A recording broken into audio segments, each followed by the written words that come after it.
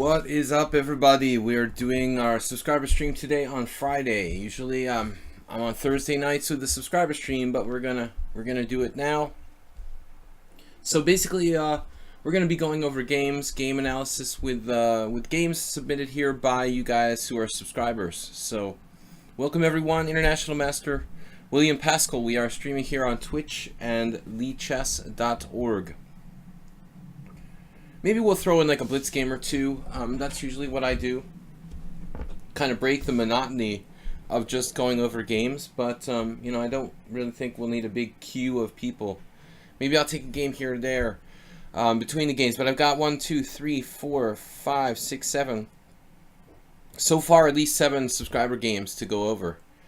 And I've got games from Nefdov, Jacob, Acerbate, Rabbit Chess, Gao the Man, otherwise known as Diva Karan, Move 11, Mr. Coffee. So I've got 1, 2, 3, 4. How can I count? That's 7. 7 games, which in itself is gonna be quite time consuming.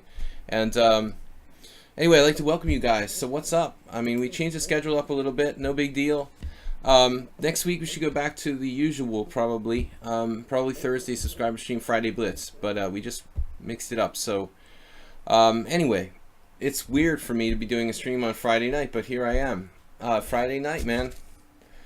It's really happening. So let's get started. I think Nefdov, as usual, was the first one to submit a game for analysis. I got challenges from Santa Claus. I'm getting scared of Santa Claus now. He's like higher rated than me. 2,500 in Blitz and 2,440 in Rabbit. I'm getting a little scared to even take challenges from him anymore. I think he beat me like the last 5 times we played. So Mr. Coffee is actually the last in the list. This is in reverse order. So Nefdov, as usual, I have 2 games to choose from. My recent over-the-board game that I played on Wednesday this week. Dear Master, can you please? No, I'm just making that up. Horrible performance. Lost on time when my opponent had 2 seconds left on his clock, but I can't always ask to analyze my wins. Where did I see a good quote today? Oh, there was a Catronius quote in one of the tournaments. It said like something to the effect that we have to look more objectively at our wins. You know, pay more attention to the games that we win, not to analyze those a little more deeply and not take them for granted. Hello, Sludgy Flans. That was a good bar in a very bad neighborhood of Boston. What's up? Hello. Friday night is now sub-night, no Tuesday anymore. It's usually Thursday, so you're extremely confused. But Serbian Santa Claus, no, we just switched it up. I just switched it up for this week, from Thursday to Friday. So get with the program, Santa Claus. What's up? SL1I, Sly. So I'm going to take this game here after long discussion here. Games are marked versus West London. Horrific performance. So 2 games to choose from. Recent OTB game, but I can't always ask to analyze my wins. What is this? In the study. Oh, so the first 2. Okay, West London versus West London. Okay, white is how do you say that in Italian? Echo Stoller. Is it even Italian? Why am I thinking Umberto Eco? Who knows what it is? But anyway, it's Echo Stoller against, or Etzo. I don't know, Etzo maybe. Pavel Nefdov. And what is this? E45. Interesting. So it's a... I see. This is a Vienna game of some sort. That might be interesting. And the other one is Marios Kuis against... What? Now, what am I missing here? Oh, it's not your game. It's like somebody else's game. And you're actually submitting somebody else's game. Can I just read that again, what he wrote there? My recent OTB game, blah, blah, blah. Second game is played by my teammate. You know, reading comprehension, I actually did pretty well on the SATs 20 years ago, but I kind of skipped this part of the message. Second game is played by teammate. All right, what are we going to do? We're doing a choice between these 2 games. I mean, of course I'm like going to favor the one played by you, but I don't want to diss the other guy. D4, knight f6, c4, c5, d5, e6. It's a Benoni with f4, the flicked knife variation. That looks kind of fun. But I think I'm going to do your game. That bishop e5 check f4 variation is always fun. Um, Serbian Santa Claus, take out any Grandmasters? I'm a rating keeper, and on the other hand, I play all the time, no matter losing or... You seem to be a rating gainer, though, Serbian Santa Claus. You're like constantly going up. You don't seem to go down, you just go up. I have like ups and downs. We can't wait to see if you can get to 2,700. I just don't have time to play, man. I mean, to be honest with you, I used to play just like you, but I don't really have time to play like for rating points or something. Basically, all I'm playing is like here on the stream. Not trying to be a rating keeper, but I don't want to have a low rating. But I just simply don't have time to play. E4, E5, Knight C3. This is Nefedov's game from West London. So Knight F6 is the main move. I don't really know, you know, if there's any point in... And the other lines are probably less explored. Like if you were to play Bishop C5 here, I think that people might not be quite as well prepared for a move like that. I don't know, something funky like Bishop B4. That's the kind of move that could be fun. You know, I don't know if it's any good, but you might want to think about playing something that's like off the beaten track, because like the only variation that everyone knows, it seems like, in the Vienna game is this line. Like this basically is the only line that people who are white actually know.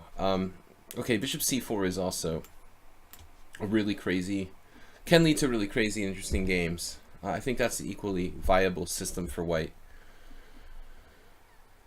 Yeah, I mean Pop G, yeah, I didn't play him a lot, you know, in a handful of games. Actually, his style isn't that different from mine, probably. He's obviously higher rated, but stylistically, I've seen him playing with white. We play very similar stuff. So Bishop C4, yeah, I would experiment with something. If I had to try this tomorrow, maybe this Bishop B4 looks kind of interesting. Just getting out a book, you know, like Knight D5. You might be able to play like as in the English. I don't know. As in the English opening, this idea would be kind of cool. But anyway, we'll analyze your game. So F4 and then D6. Pavel not prepared here at all, it looks like. Having said that, there's actually a number of strong players who reach this position now. How exactly does that go down? You know, how does Win and Wok Tronkson end up in this position? That's a very old game from 2006, about the time when I played him. Nikolic Predrag from 2009, Pelletier and Strikovic, so all good players.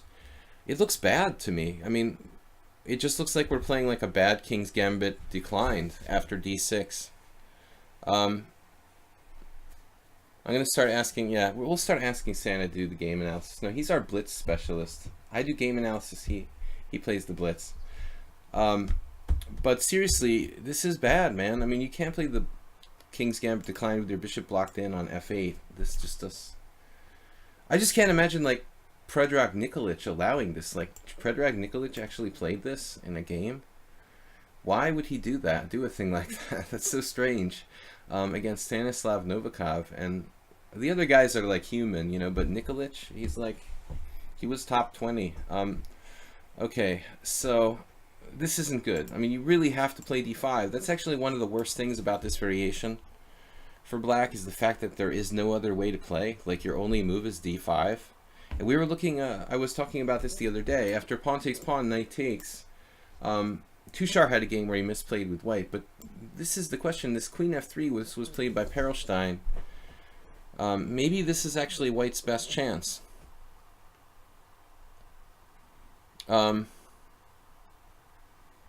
Maybe this is white's best chance. You're just flattering me, Tushar. You're just in the mood to play a game, not to analyze. Serbian Santa Claus, it's up to you. I mean, I'll probably play the game, but just after I kind of clear my head here. Queen f3 is an interesting move. It seems like it shouldn't be good, but if you think about the Latvian, it's basically like a Latvian with colors reversed with an extra move. Actually, I never really thought about it that way, but not like it's sort of like it is technically like a Latvian with a move extra. So that's kind of a cool way of looking at it. Queen f3, accelerated Latvian. I mean, there's a lot of moves. Knight f3 is the main line. But basically, Nefyadov, you have to play into this. There is no other line for black. I'm afraid that d6 is too passive. It's okay, like it's like a worse Philidor though, because white's breaking with f4 for free. You know, it's a King's Gambit, a good King's Gambit declined, or just a kind of good Philidor for white, I would think. All right, guys, thanks for joining me. Subscriber stream tonight. We're gonna do the game analysis. Here we are. This is Nefyadov's game from live play. And now I just like white. I mean, he's got the extra bite of the f pawn chipping away on the center. I mean, this is the whole reason why people play this is the whole reason for playing the Vienna game. It's like an improved King's Gambit where you're not even really sacrificing a pawn. So it should just be good for white, this position. It made immense score, as you can see here. Knight c6, I have no idea what else to play. And then bishop b5, we already have serious problems, it looks like. And I would say bishop b5 is good. You could also play bishop c4. That's a little more natural, like bearing down on f7. I mean, for this type of structure, but I guess it's much like it's kind of like the what do you call it? The Grand Prix attack against the Sicilian. Like both setups with bishop c4 and bishop b5 seem good for white. So this is really unpleasant. Bishop d7 now. I was expecting you to play bishop d7 here. It looks like you lose a pawn. But let's take a look. Bishop d7. If bishop takes bishop, you know, bishop takes. Now here we could just simply take on e4 probably. So that's kind of a nice little trick. White needs to play like d3, and then black can probably give up his center. Kamran, 2008, circa 2008. Okay, it's a strategic victory for white, who destroyed black's center. And white is slightly better after bishop takes f4. But probably this looks like the best way to play. Now d3, and then that's the problem. Now how do we maintain our e5 point? Like you can't, you know, you have to give up your center. And then it's just like Hushembeth versus Nedic 2016. White's just better. I got a better position once versus Lemos. GM Lemon. That's what they call Aronian now. Aronian. Lemonian. Lemos with the Vienna. With bishop c5, d6, knight c6. Yeah, dude, but bishop c5 is the whole point, right? You're playing a normal bishop outside the pawn chain type of King's Gambit declined, which is normal, you know. I mean, that's the whole problem with Nefyadov's position. He didn't get his bishop outside of the pawn chain, so he's basically stuck with a passive kind of King's Gambit declined. And I have the feeling that bishop g4 isn't going to bail us out. You know, I think that bishop d7 or giving up the center is probably necessary here. But this move feels kind of like it's not gonna change things. We may wanna, you know, we may wish we had that good bishop later on. Romero Holmes against Ian Rogers. Yeah, now here's a game for Mikhail Seitlin, who ironically is he's one of the only like Vienna what do you call it? What is this? The Vienna. It's the Vienna opening, I guess. I want to say like attack or something. So one of the only Vienna books I ever remember seeing is by Seitlin, who has to be like 70 years old. He's still 2400 in 2013. That's not bad. But who knows? Bishop g4, I don't know. I don't like this. This is creeping me out. And then your opponent played d4. Now what? This guy is like nuts now. He's like, I've got a good position, so now we're going to roll the dice and do something crazy. It appears that d4 is kind of overreaching a little bit, but the engine kind of thinks it's okay, it's justified. Well, let's say that there's two ways to skin a cat. You know, I guess that the normal safe way would be something like castles or h3, and then this guy goes d4. Very, very aggressive move by white. Okay, definitely not bad. I did not expect it, but bishop takes. Sacking a pawn with queen takes is interesting.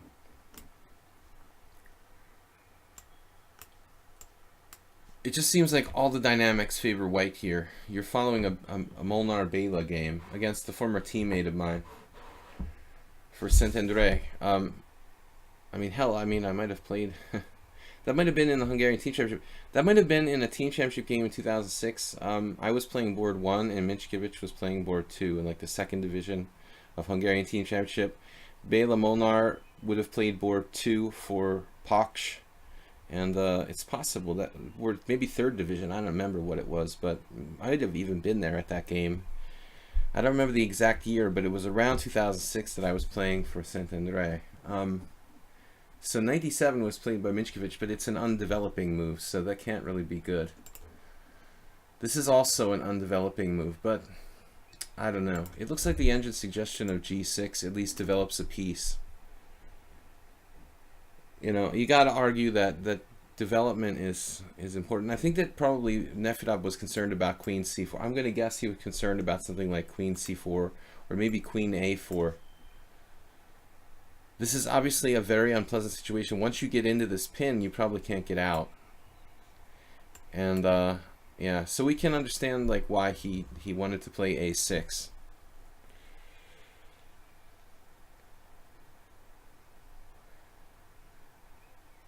An expensive trickster.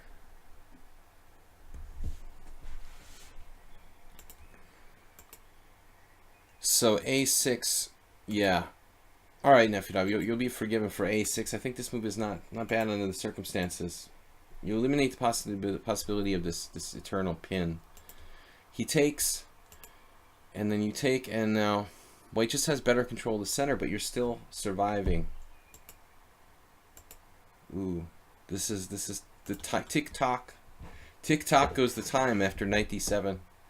I mean it's an understandable retreat, but it's easy to sit here and look at the stockfish analysis and criticize his move. In blitz I would probably play bishop e7, but I mean then we have to be aware of rook g1 and the ramifications of playing g6 in the future there. So, we're in a really big world of hurt here for black. This guy played really well. What is his rating anyway? Knight d7 seems too slow. Oh man, how do you have time to play knight b6 in this position? Actually, I don't know what to suggest at all for black. This is a really bad place to be right now. Queen f6, queen c4. Queen c4 is... This is probably the answer to why, you know, Nefedov played knight b6, but it's so many tempi now. We're still chilling around with our king in the center. It's already like probably lost. Against a very strong player, black is already lost here. No development, and then he hesitates. He's guilty of the same violation of principles. Are you the only one for the stream is very laggy? Well, I can't really judge lag. I know that we're doing good with no drop frames and stuff like that. Who is that? Non-subscriber guy with the green fluorescent chest doofus. It seems good for most people. We would get multiple complaints, but I can't control everybody's lag. I don't understand this guy moving his queen, you know? Like, why is he moving his queen? To do bishop takes b6? Like, do you really want to take that? So just a building move here for white. Rook g1. I mean, if you just play rook g1, I don't understand. You know, black is like close to toast. I mean, probably an exchange sacrifice here. In about a minute is going to be decisive. You know, you might just have that. Okay, c5 theoretically would refute that, but it's the thought that counts. We're very close to a tactical bust here for white, you know, against Nefedov. Nefedov is just living on the edge, man. If you didn't lose this game, it's nothing but a miracle. I mean, queen d3, the guy just retreats for no reason. Then we're going to throw our queen out to h4. Why not? I mean, this is a disaster, but in a vacuum, right, we should develop our pieces. So it is hard to argue with bishop e7. After the last move, I think here I'll present my philosophy, guys. I just really believe in fundamental principles. control of the center, development, and king safety, and probably fourth most important thing is material.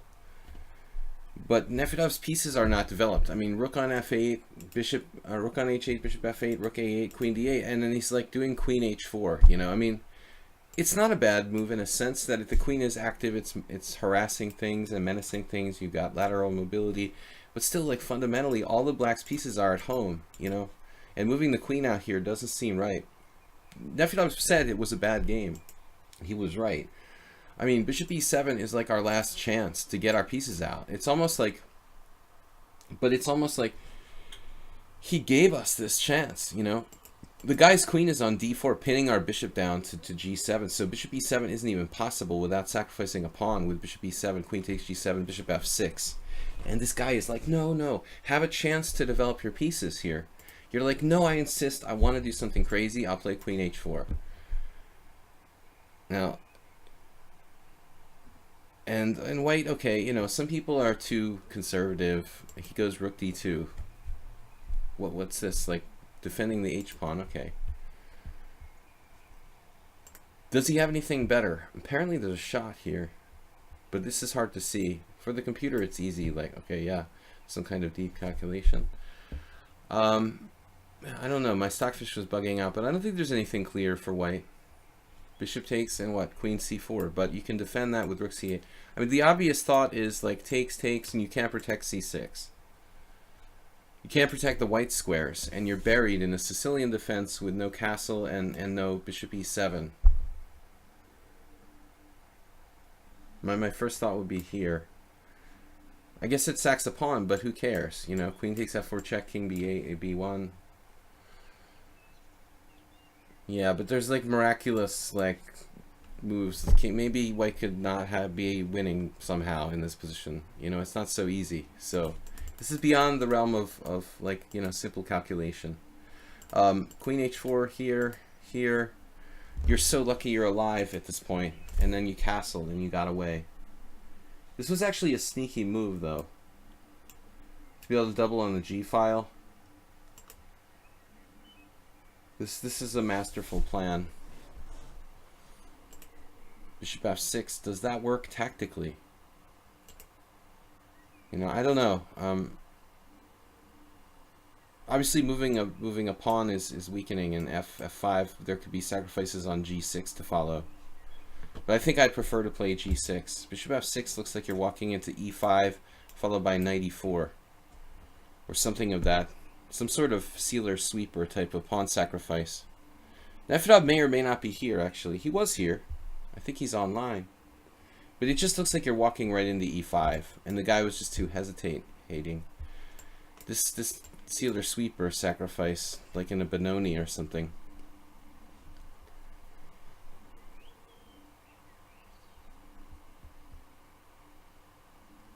It would be a little ugly after pawn takes f4.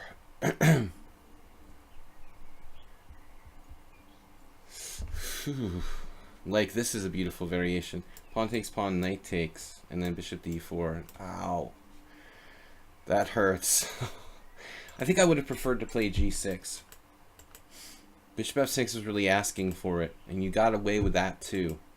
Now you're like, oh, okay, g6. This guy, you should buy him a beer, Nefedov, really, like, because he had you dead to rights several different times, and he just doesn't put you away. Knight f5, he's kind of grasping at straws, it looks like. This actually blocks his f5 break. And now he's got a tactic. Well, I never would have found the computer move. Rook e8. Nor does Nefedov. What's that about?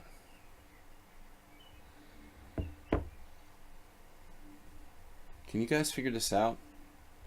After rook e8, pawn takes f6, c4. That's a really, really deep combination. I mean, that's totally insane. Yeah, okay, so he's going to win back one of the pieces in all variations. Well, mainly the knight and f5. That's not easy to find. Okay. But you're still in a tight spot here. I guess you could play... Ooh. I don't know. Bishop h8 is pretty ugly. 97 check. So Nefi played c4 right away. And this was actually not that bad. d5. And then suddenly life is okay again. What happens if you trade queens? You can't. Takes, takes. And still black is in trouble. Wow. I would have done the same. That was a crazy game, man. And f5, and it's like all lurching forward again. Where did we go wrong? So, did you miss some other way here? Queen h3, queen d4, bishop e7. Apparently you're supposed to play bishop h4 according to the engine, but that's not easy to see, you know, why or what that does if you're not a computer. Who in their same mind would play rook a8? Well, if you have enough time, I think that rook e8 is a move you can find. If you're thinking tactically, you can see overloading the queen. But I'm used to playing blitz lately. Kind of what do we say? Like kind of like superficial analysis lately here in the faster games. I'm not looking for moves like rook e8, but if I had half an hour on the clock, you know, to think about it, I might find rook e8. I don't think it's an easy move to find, and in the fast time controls of modern chess, not so simple. But it looks like he's better again after f5. You made natural moves. The only thing I can criticize Nefedov for really was the opening. I mean, he should know better than to get himself into that kind of problem. And now White really, you know, he just kicks the cat here. I mean, how can you not play queen f4 in this position? Like, seriously.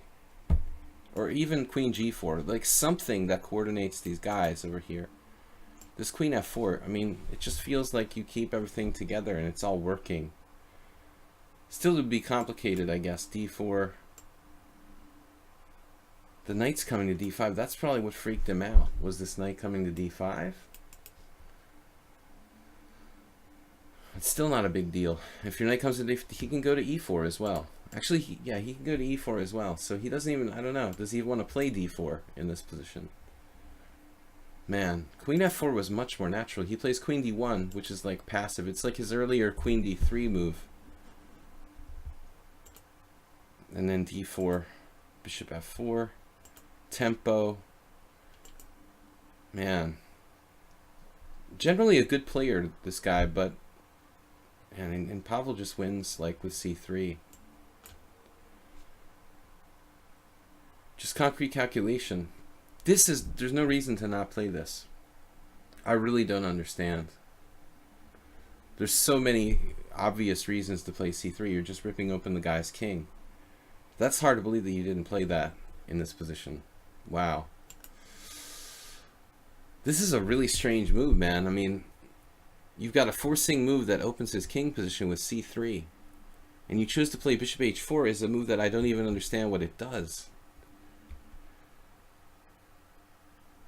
Wow, that is weird. I mean, at the very least, like rook b8 or something. I'm not sure that White's even threatening anything here. I think that Pavel's drinking too much beer before his game or something. I'm just kidding. This guy is pretty good.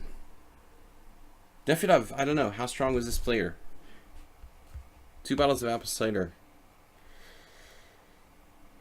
It was standing in the wrong section. Uh-oh. I'm just checking if we have any comments. I think Nefedov might be like logged in but not on the stream. Man, it's just unbelievable. How can you play bishop h4? I don't know what does this even do. Bishop h4. It doesn't even have a point.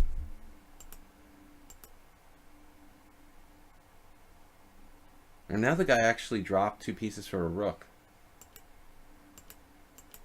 Tell me he didn't win this. So he won this finally. I hope. Now it's just ridiculously over.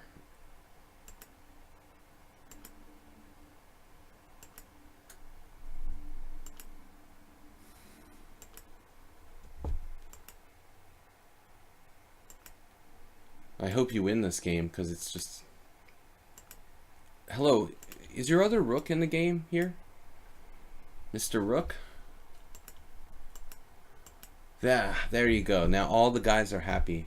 You know, treat your pieces like a family. They're all in the game.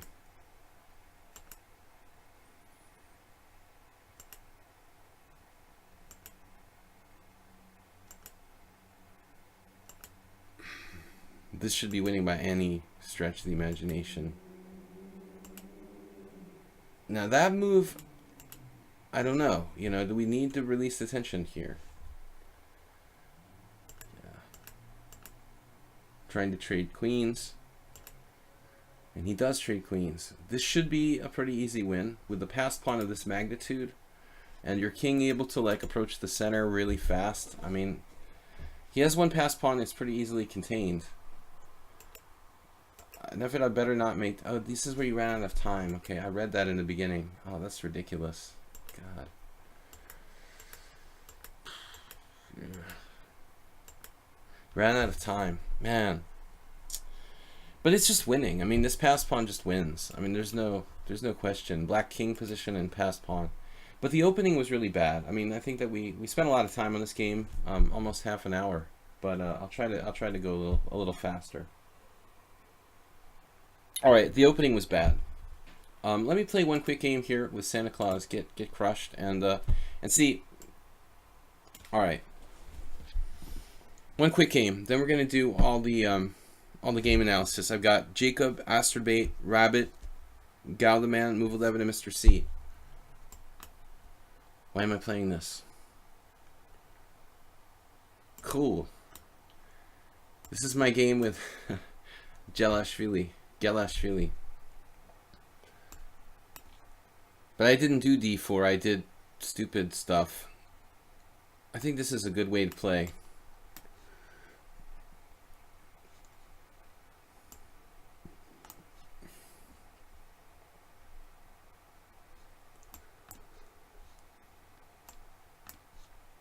We just play simple chess.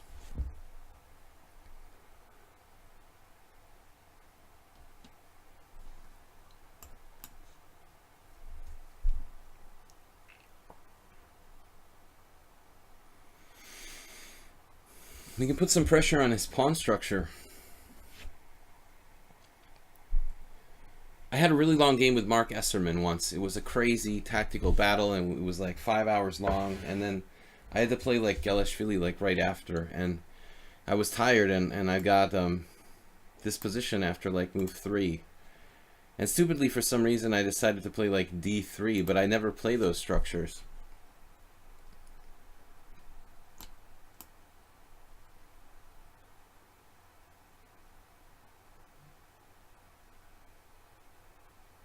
I'm deciding to play a kind of simple position.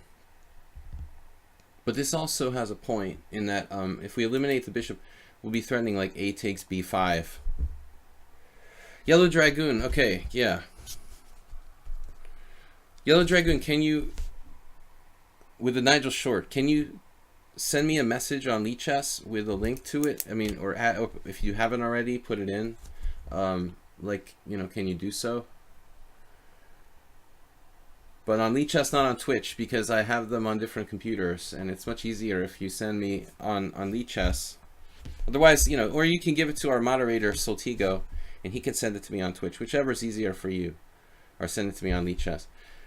Now, Santa Claus decides to get weird with knight c6. Okay, I don't know what that does exactly,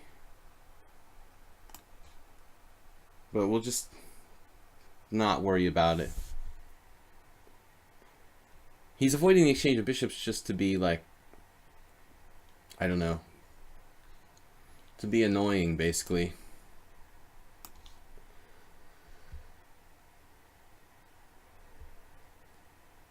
I'm not sure the queen b3 is a great move, but it's probably not a bad move. So Yellow Dragoon is maybe going to send us a game he played with Nigel. Hey guys, sorry, forgot the password for login. I know, I hate that when happens. I'm dyslexic. Oh my god. I hate that when happens. Can you get dyslexia like late in life? Or is it something that you have to like start with? Yellow Dragoon, yeah, he's talking about sending in a game to analyze, I thought. The Nigel Short, the Nigel. The olive farmer.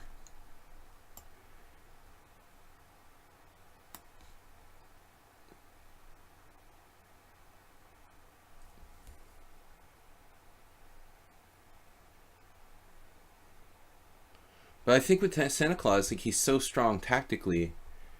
We don't know what his rating is. Yeah, Santa Claus, you put a name in your... So you don't have a FIDE rating? Because according to your profile on lichess, like, there's no one by that name. I noticed that as well. Alright, let's get this bishop out. If I take... Actually, I don't know. Maybe let's not say we did. If we do like knight f3, he plays e5, takes, e4. I'm not sure that's so good for me.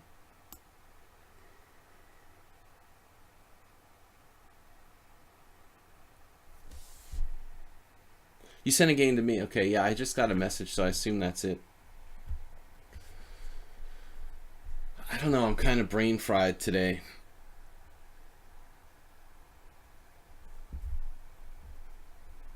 I played maybe a couple games earlier in the day. He played d5 now.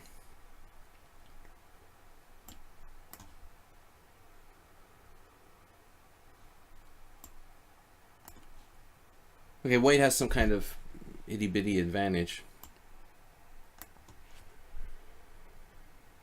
But it's not a lot. And I played this sort of oversimplified style here, just to avoid Santa Claus and his fearsome rating and his tactics. But I think I, like, sold myself out a little bit. Could have probably had a little bit more.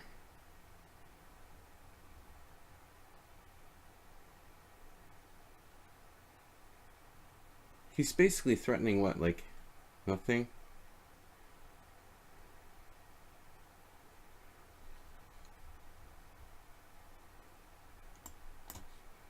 I think this move is sort of passive. But it's solid. Our knight is stronger than his knight.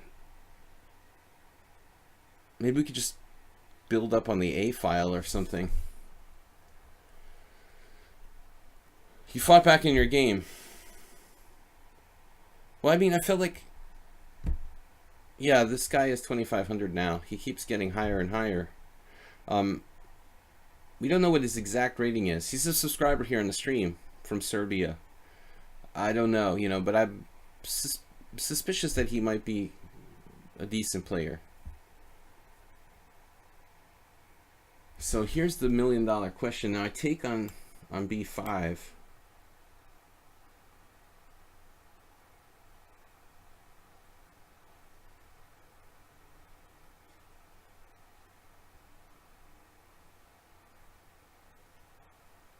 We have like a small structural advantage, but it's not very much.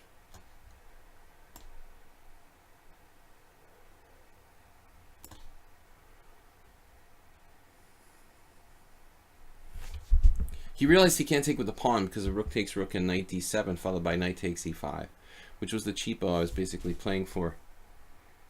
But now I have to be careful. Queen f3 check. Okay, how serious is it?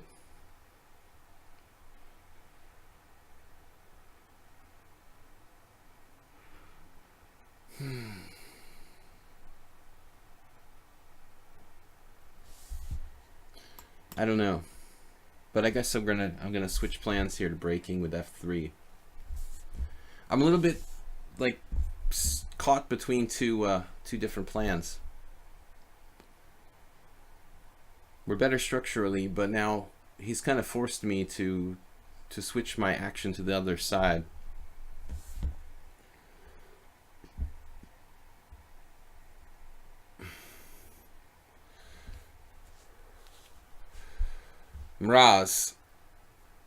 Mrazic. Like, Mraz is a very typical name even with Hungarians. What does that mean? I mean, it's obviously a Slavic name by nature.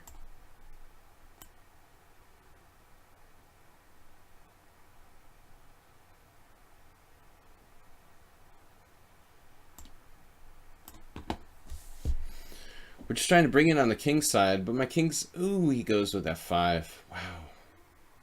Damn, that's a strong move.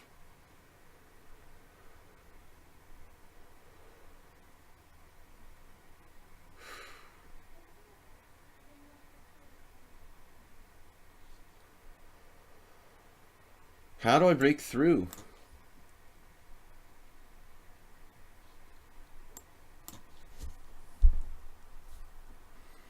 The answer is you don't.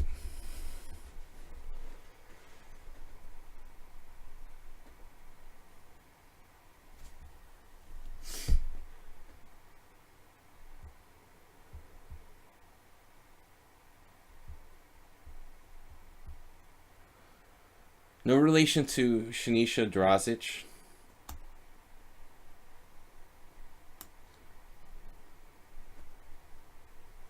I have no idea what's going on now. It's gotten totally unclear at this point.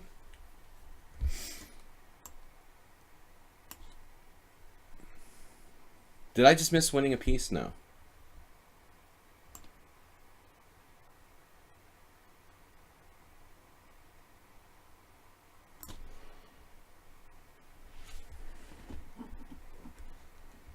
This is an endgame.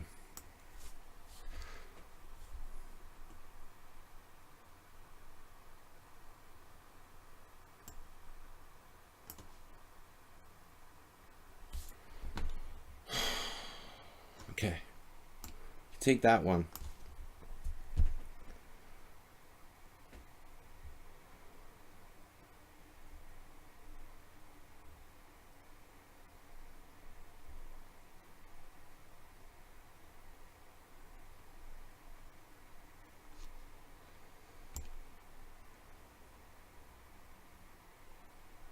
How do I stop these pawns? Should I just go with my own pawns? It's complicated.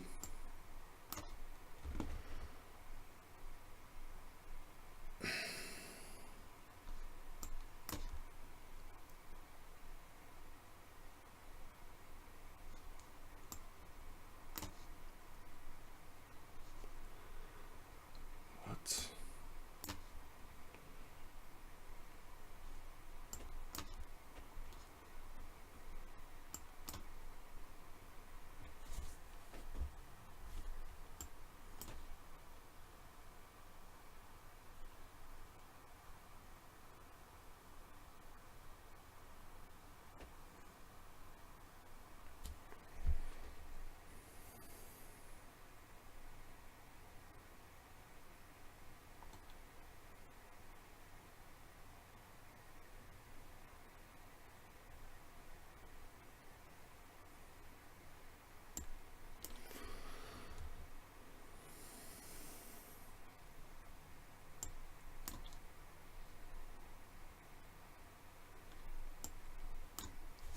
Just too complicated. This game is taking like half an hour too.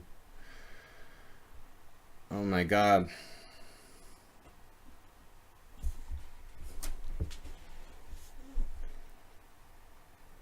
The Little Pony emote is a good idea. I told you guys.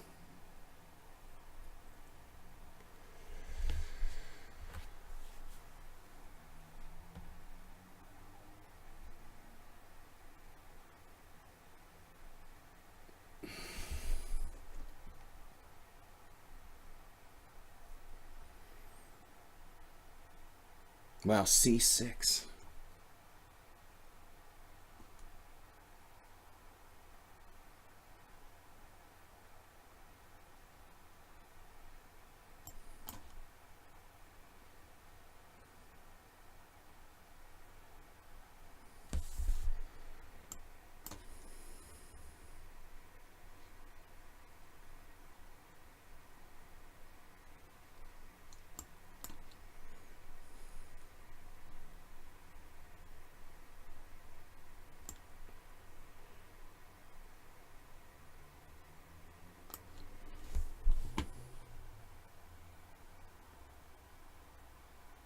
Wait, where did this move come from?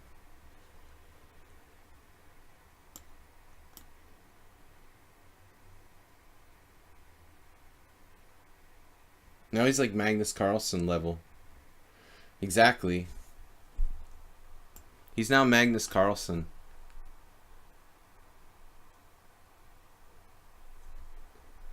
Now it's probably like a draw. It was nice of him to give me a draw, though.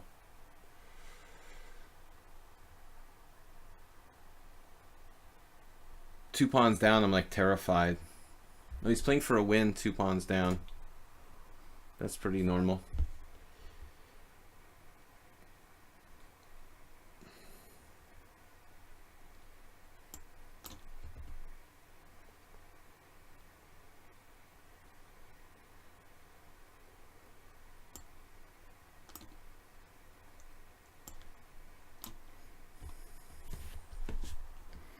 Declined a repetition.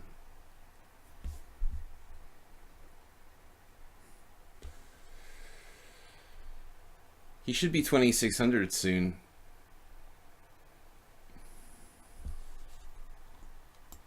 What is this, a mistake? That's a draw anyway.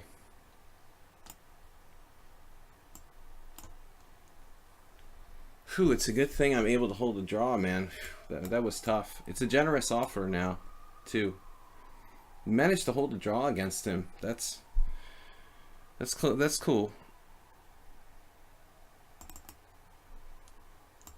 Well, I'm honored. So it was nice of him to give us a draw like 2 pawns down.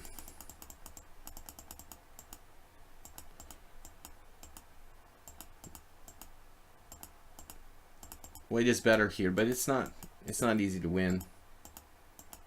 He defends insanely resourcefully.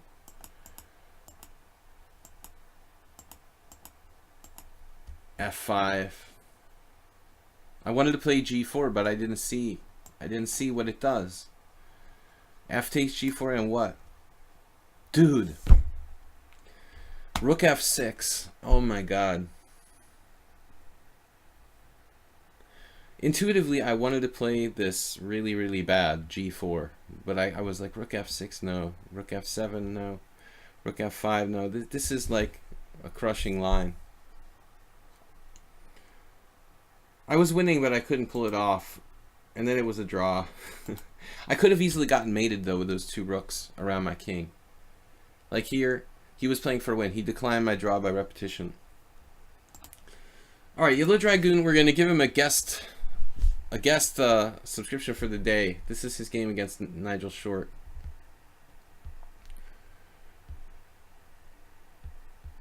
Okay. So he's white against Nigel Short here. Wow. All right. E4, E5, knight F3, knight C6, bishop B5. No, Serbian Santa Claus was lost. You know, it wasn't Magnus Carlsen. It was a different player. Magnus would not get a lost position. So bishop E5. Okay, so Short with black. What does he play? I don't know Short's repertoire with black against E4 very well. This is Henry Lee here. Yellow Dragoon playing white. You know, G6. Actually, I don't know if there's any connection between Short and well, I don't know if he's friendly with the younger, you know, British grandmasters, but like Gawain Jones is also playing this stuff with black. He won a game at the European Championship. The real question to me is whether it's better to play A6 and bishop G, you know, A6 first and then G6. There may be like slightly better, you know, slightly better possibilities for black in this line with A6 thrown in, but then you have to deal with the exchange variation. That's the problem, the drawback, basically. All right. G6, D4, E takes D4, bishop G5. So bishop G5. Yesterday on my stream, or before yesterday, we had a game where actually Tushar played C3 against me. And this is also a really, you know, critical variation. I think maybe even Kasparov played this with white long ago. But bishop G5 looks like it's like a critical line. What is this? #1 move. There's also nothing wrong with just taking on D4. But maybe that gives black equality. I don't know. It's like the evaluation drops massively when you play knight takes d4. So bishop g5, and then bishop e7, bishop takes e7. Apparently this is all book. Yellow Dragoon, did you have time to prepare for this game? I'm curious. Or could you just not have time and had to just play? How much time did you have to prepare for short? For niggle? Bishop takes e7, queen takes e7. The only thing I regret about this line for white is that you are forced to trade some pieces. I mean, of course, you're playing a 2700 player, and a draw wouldn't be a bad result. But from a theoretical standpoint, you know, I wonder if you absolutely had to play for a win for $1 million, would it be better to play a line where you're not trading a set of pieces? Is the question. No time for prep. So this was all intuition. Okay. I mean, you may know a move or two, but yeah, I mean, I'm just thinking, like, if we had the win for $1 million, maybe some variations where we don't trade pieces would be objectively like a better try. But apparently this is like main line, like bishop takes e7, queen takes e7, because black doesn't have any control of the dark squares. If he plays like knight takes e7, this is apparently a move, though not a very successful one. Yesterday I did something like, not in this position, but sometimes the knight can recapture on e7, not here when you have to keep d4 protected, though. With the bishop on g7 it would be an option. So takes, castles, knight f6. Yeah, I guess you know, this is a much more principled move than anything else that's on the list there.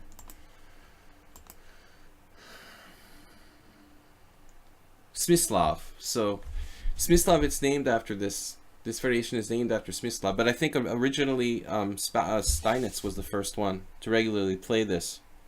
Have I played Magnus? Yeah, we played in a rapid game once. He beat me in a queen ending. Queen and 7 against queen and 7. But I feel like bishop takes c6 is wrong. It's not necessarily bad, but it feels wrong. But once again, you're playing like a really high-rated player, where you got to, in the back of your mind, be thinking like, okay, let's just be solid. If it's a draw, it's probably not a bad result. I don't want to take any risks, but it feels like bishop takes c6 somehow feels wrong. You're like liberating his bishop on c8. That's got to be good for black. So according to the engine, for the moment, you know, for a 1 minute analysis, e5 is like the critical line. This goes back to 1990 when Kamsky came to the United States. That must be from like the U.S. Championship 1990. I didn't know Kamsky played this with black. Okay. So something like here is much more complicated. Bishop takes c6, d takes c6. I feel like this gives black, you know, a lot more hope somehow, but apparently a lot of draws here, although there's some wins too. It's basically a Queen's Gambit exchange variation structure. So you have your 4-pawn island against black's 3, but you've also disarmed short to a great degree here. I mean, he doesn't, you know, he's got to be thinking like, okay, what are my winning chances like? Not that good with all those pieces traded, and a structure that's like a winning king and pawn endgame for white. He's got to be careful about trading all the pieces off. When Anand was a kid, no, Anand's a little bit older than me. Queen takes d4.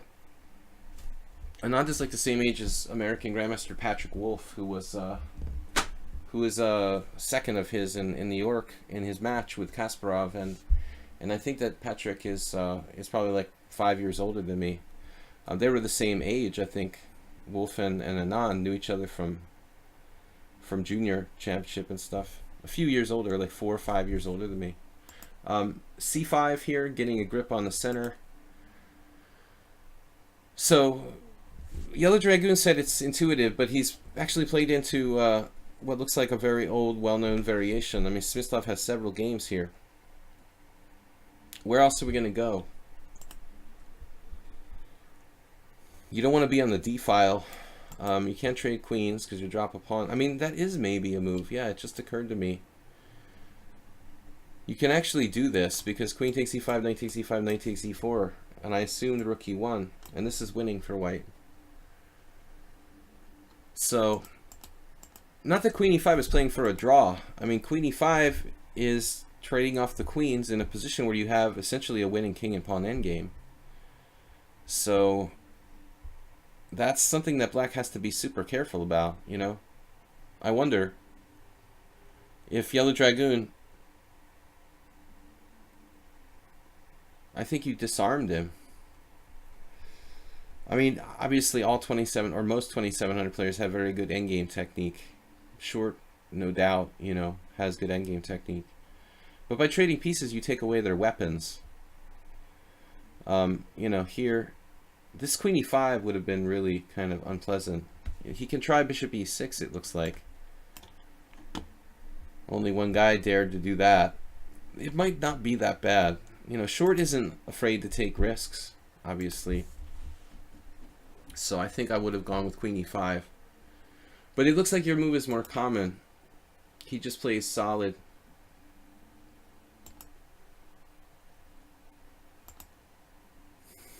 He's going to bring down bishop e7 with a lot of pressure on e4, so you're kind of forced to play knight c3 and rook e1, and it doesn't look super dynamic, but you got to think about, yeah, it would be nice to just think about the endgame.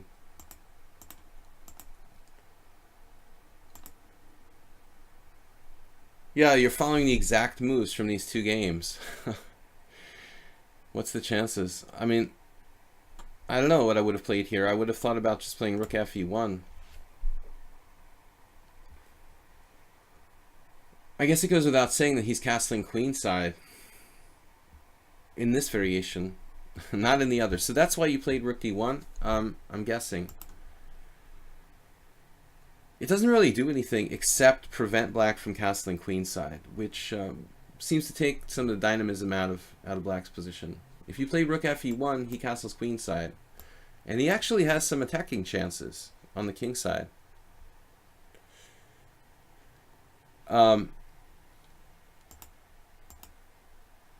Here rook a d1 castles e5. Now you're following the exact game Guseinov versus Tigran the Junior, but you know, you want to play for mate. I mean, what would happen if you played queen h6 here? There's no tricks. That's sick. You must have calculated this. I mean, knight takes e4, knight takes e4, and like queen takes e4, and there's no knight g5 because of mate. And you can't get rid of him. You can't get rid of him, I mean, in order to like play knight g5. That's so sick. You could maybe try to pin him though. You know, that's the thing. Could you play rook e1? And then he just plays f5 and there's no mates. So there's no fantasies with queen h6. h3 is too slow. Well, that leaves us with rook e1. Rook e1 with the idea of queen h6 would be interesting. Again, this is Yellow Dragoon's game against Nigel Short. And Dragoon is white, so I'm just trying to play this very primitive queen h6, but it looks like it's just not going to happen. Black has a resource against everything. So you played e5, and this is following that one game, knight g4. Wow. I mean, I wonder if Short actually remembers this, you know, or he just also played on complete intuition.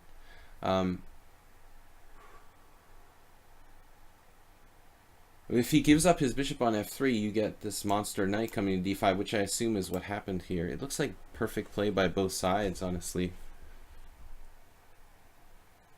Bang. Bang. And he even played queen h4. Seriously? Wow.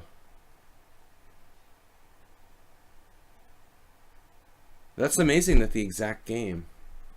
Because he could play knight takes e5. And that's better for white, according to the engine. Maybe not. Queen g3. or queen f4. You have knight d5 threatened, and also rook e1. So this is pretty dangerous for black, admittedly. It's almost like forced. Like he has to go here. You play h3. You didn't play h3. You also played queen f4. h3 looks a little safer somehow. Takes and queen b7. In order to keep his pawn, he has to play rook fc8. That doesn't work. Rook fc8 here. Man, and apparently white's winning there. Wow. But this is very murky. He could play knight c4, for example. So I don't know. I mean, I don't have much to add here. I mean, he could have played knight takes c5. He doesn't. He plays that. You play queen f4. It's all the exact same game from 2005.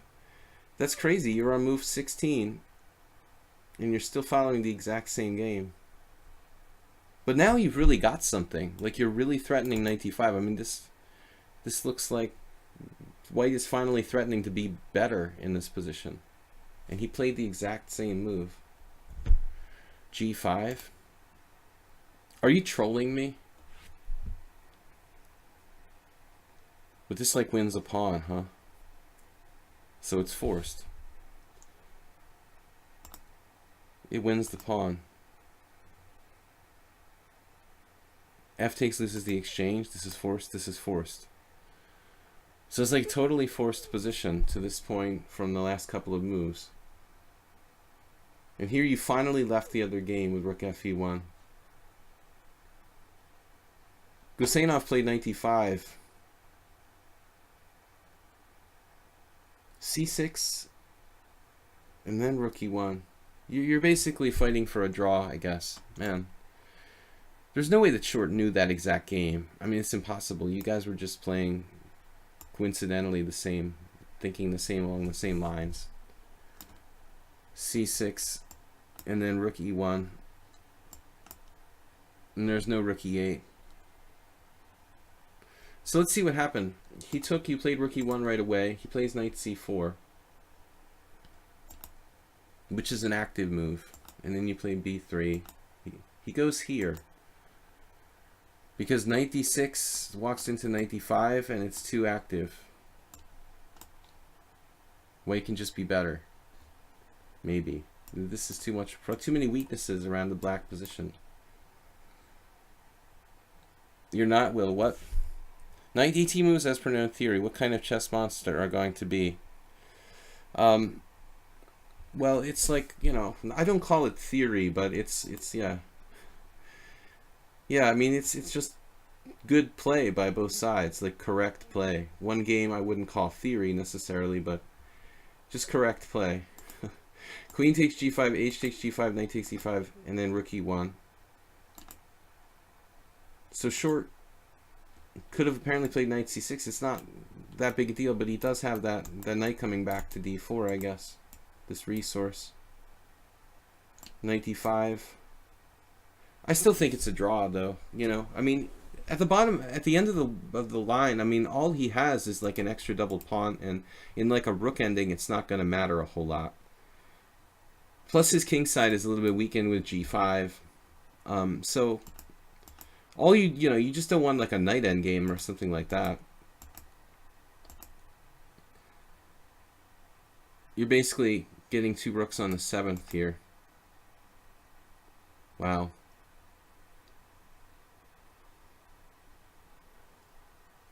What if he plays like rook c8 or something? You're just going to play knight e4.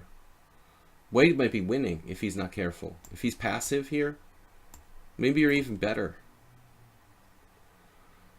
Of course, he can play h6. I guess you're not better. But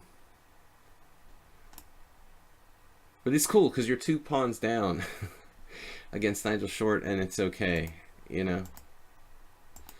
c6 and then knight e4. That was kind of materialistic for him to play c6, I think. I don't really like c6. That pawn's not worth that much anyway. I think I like my move better. Rook c8 maybe. Okay, the computer says g4. Actually, okay, if this, you're down a pawn with a rook on the 7th. It's at least equal. You're going to probably get your pawn back. So I don't know if objectively c6 is really bad. He knows more than me. That's for sure. h6 and suddenly g4. So you had this. Man, knight d6. And then he like has to trade rooks in this position because you're going to crush him with the 3 pieces on the 7th. It's like Tetris. It's a cannon formation. Now g4, it's a good positional move. It's a really good positional move, g4. I mean, I don't think you can lose after that, but this I would only worry about rook d8, which you're still winning a pawn, right? Actually, that's a really nice shot. You have knight takes f7, knight takes h6, check, winning a second pawn back, and then it'll be like a complicated ending after this. So he has to do the other rook, which is hard to find, and then he has no king safety. Man, this is, damn, you were almost winning.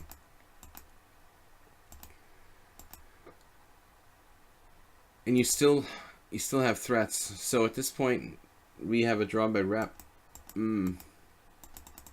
But this 96 was the magic idea. I don't know in the heat of battle if I would have found it either against Nigel, but you got to draw at on the board. It's hard for black to play this line that Stockfish says is best. Like moving the rook away from f8 and playing knight takes f7, rook takes d7, knight takes h6 check, and all hell would break loose. You're actually like maybe winning. Of course, this could be crazy, huh? Okay, I don't want to know what's going on here. You got this and g4, g5, g6, g7. Jeez, that just wins immediately. f4 followed by g5, g6, g7. And how is he going to get out of this? What if he went here? Black has some defense here with rook d6, like Serbian Santa Claus style. Give me the isolated pawns. You should just play rook g7. You're threatening to win a rook there. Alright, then rook d8. Probably white's winning with the Irish pawns. That would be ironic, you know, in Bunratty, to get the Irish pawns and beat Nigel short. But anyway, it was a draw, man. Good job holding short to a draw.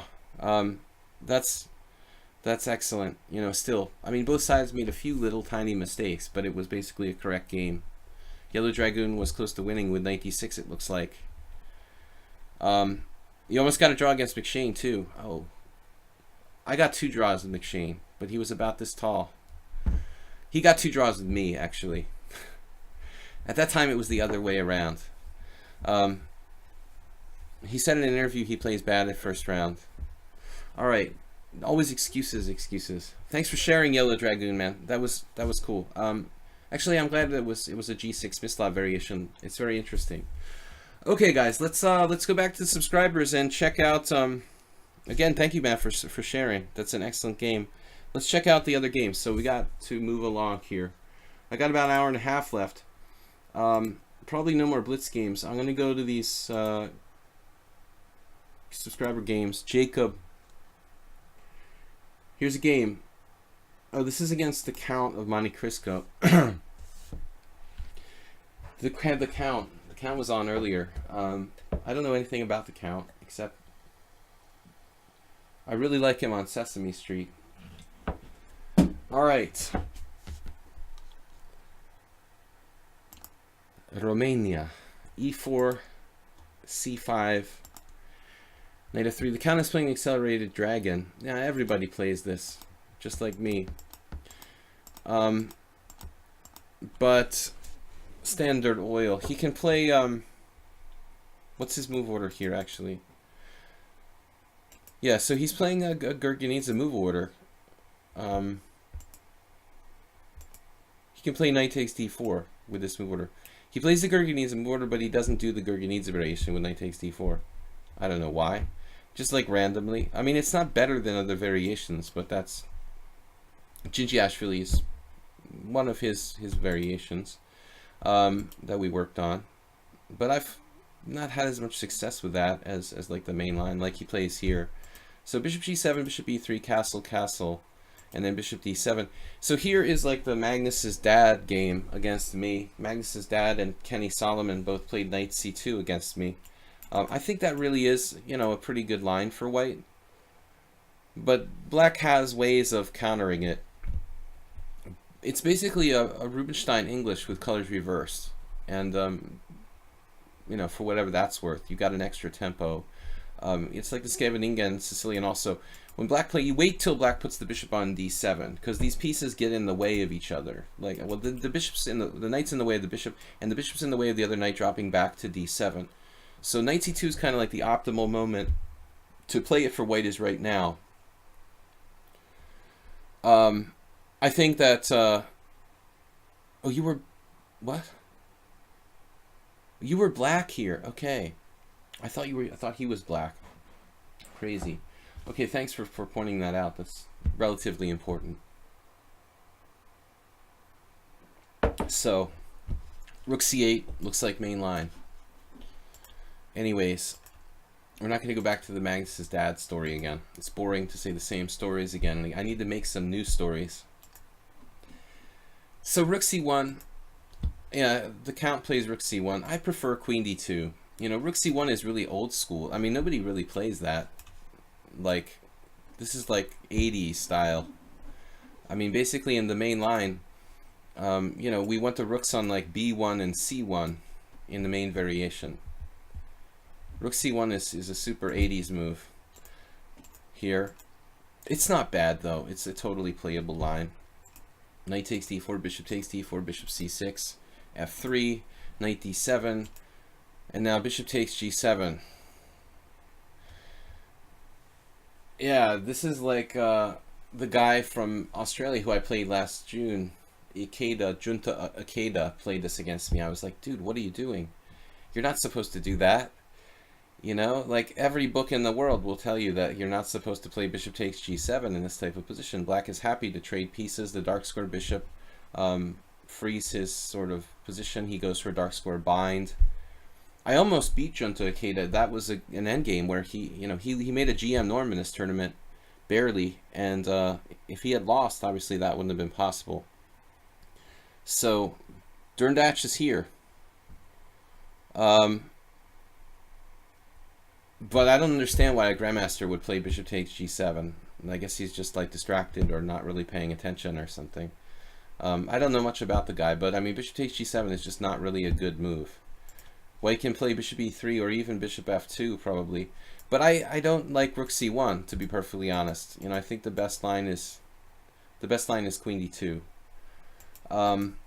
So he's just playing moves, bishop takes g7 and like check. This is like beginner style. It's okay for white though. White's still not worse, you know. Here I prefer king g8, which you played, and then rook d1. This is again like a very, he's just like, I don't know, streaming and not paying attention, or was this like a simul? No. It's a 5-0 blitz game. Okay, he's just not really, you know, up to date on this line, I guess. I don't know. It's very normal to play queen b6 here. Once I had an ending in the last round of a tournament like Ljubljana or something, knight takes, and the white has a tiny bit of an advantage, but it really should be a draw. He can try to squeeze you, but objectively still should be a draw. Apparently, this has never been played. So a5 though, a5 is fine. I like the idea of a5, a4 if you can get it in, and maybe queen a5. And then your queen can actually go to e5 and you can fianchetto your queen on g7 even. It's kind of fantasy, but I mean, no, seriously, maybe we can get that. We can get a5, a4, or you can just play a5 and hold. You know, so there's two ways to play. Just hold the dark squares. Now we're really threatening queen b6 now in a better situation. And he plays knight d5 again. He's playing like, you know, pretty much how like a 2000 player would probably play this position with white. Not to diss him, but I mean this is really like, this is really kind of literally what you would usually see from an average player who doesn't know theory. But apparently after bishop takes d5, I don't know, c takes d5, queen b6.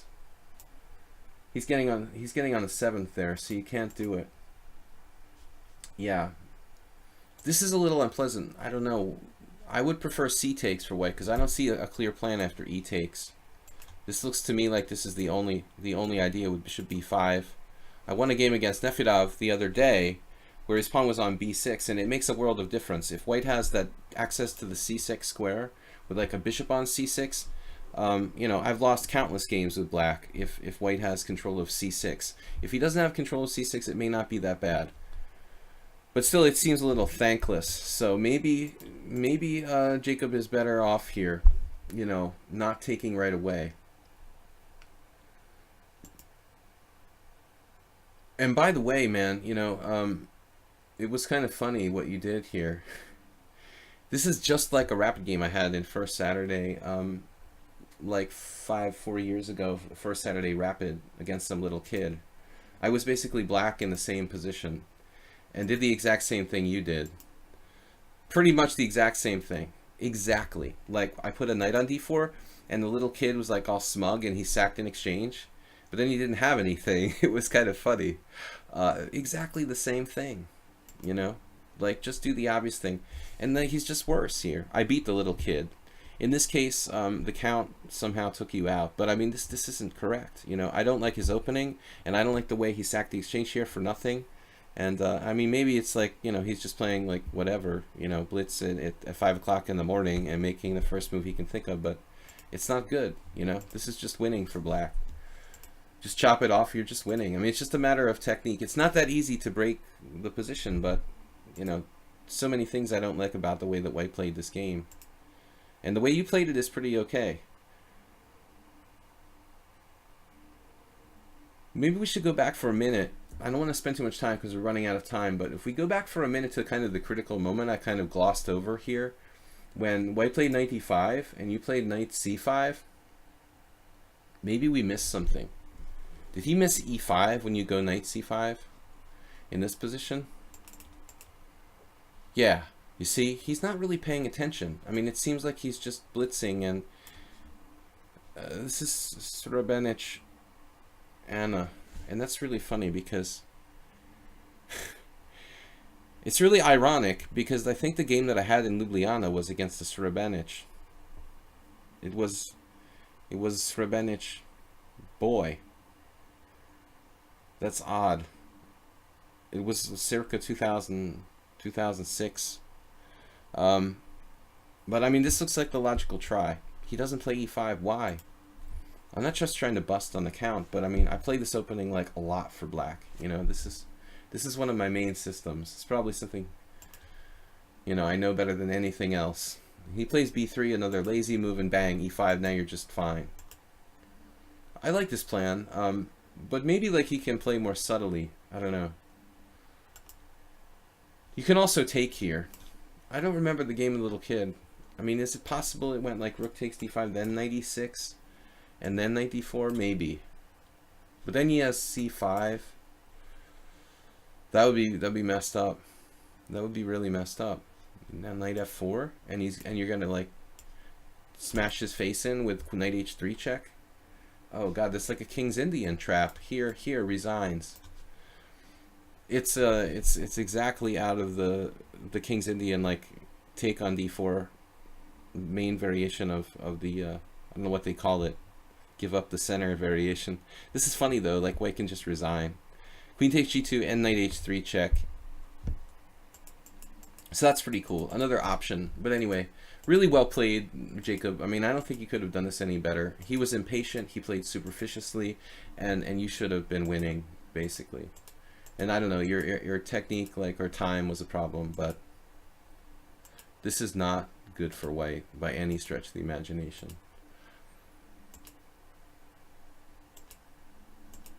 And now, like, yeah, there's really no way you should lose here. Maybe he can grovel the draw somehow, you know?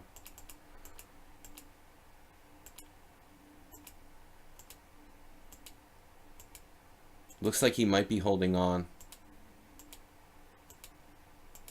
And and he ended up winning. Well, I don't know how he actually won. You played h5 and gave him 2 connected passers, or this crushing g-pawn. So I guess a time-related mistake. Well, you both had 2 minutes, though, so there's no excuse. You sort of panicked there, which usually happens against high-rated players. People get intimidated. Okay, he has some threats. Like he could get his king in there to e6. You have to defend very actively here. But overall, it was a good game. I think most of the game was like played perfectly. All right. Now, no time for more games. I got to do all the game analysis. We've got Acerbate next. Anyway, good game. Acerbate is... Guys, that don't know, this is a subscriber stream, so I'm trying not to enunciate my words. It's a subscriber stream. A subscriber stream. So we're doing game analysis. I'm going to try to get through them all. I was a little too... I've been a little too wordy in the first couple of games, so we need to speed it up. The guys at the end get cheated because I spent too much time on the beginning ones. Acerbate. Can you indulge me and commentate? This one is game 3 of 3 games we played. Blundering away forced mates. Okay. Yeah, no, I mean, excellent game. But at the end, it should be like a draw, maybe. I don't have enough time to go into the details of the endgame. Like, when you reach that exchange up position for a pawn, you're clearly better. Maybe with perfect play, white hangs on somehow. You know, you ended up losing because you played h5. It's probably a draw if you don't do that. But you could have played better in the interim. So Acerbate here, another sort of, well, this is not a Vienna game. It's an opening that can transpose, but white plays d3 here. Now Acerbate is white. Apparently d3 is the main move. It's a bishop's opening. Knight c3 transposes to the Vienna game, and once I saw this Patrick Wolf versus Shabalov game, I don't know if it's in here, but it was like Shabalov versus Patrick Wolf, a really cool game. Queen h5. This is like an old school variation, man. No, wait a minute. Not this. Was it this? No, this is the Frankenstein Dracula variation, right? This is something different. No, this is a different variation. I don't know. I'm getting confused. Anyway, that's another possibility. You can play the Vienna game. Okay, this is bishop's opening. Knight c6. Now we're going to transpose to... We're probably going to transpose to some kind of gioco piano. Or, you know, gioco pianissimo. But you can still play knight c3. What's wrong with knight c3? Bishop b4? We really want to play f4, but I think f4 immediately isn't good. It's just e takes f4. Black can counter with d5 at some point powerfully. That should be the case. So we try to build up a little bit more with like knight to c3. Yeah, okay, this is a known variation. You know, knight a5. Speaking of Irish pawns, I had a friend once who allowed this. There was like a game my friend had with bishop b4, I think, coming in, and then he like traded on b3 and c3 and c4 and had triple pawns, but that's a little crazy. So I think knight c3 is another good option for white. Apparently this move has been played, you know, with some success, but it clearly, Morozevich, it clearly looks a little time consuming. f4 is too scary. Well, I don't think it's necessarily scary. I think it's just like maybe not really correct, because black can open the center with the d5. The counter in the center with d5, it looks really kind of strong after f4.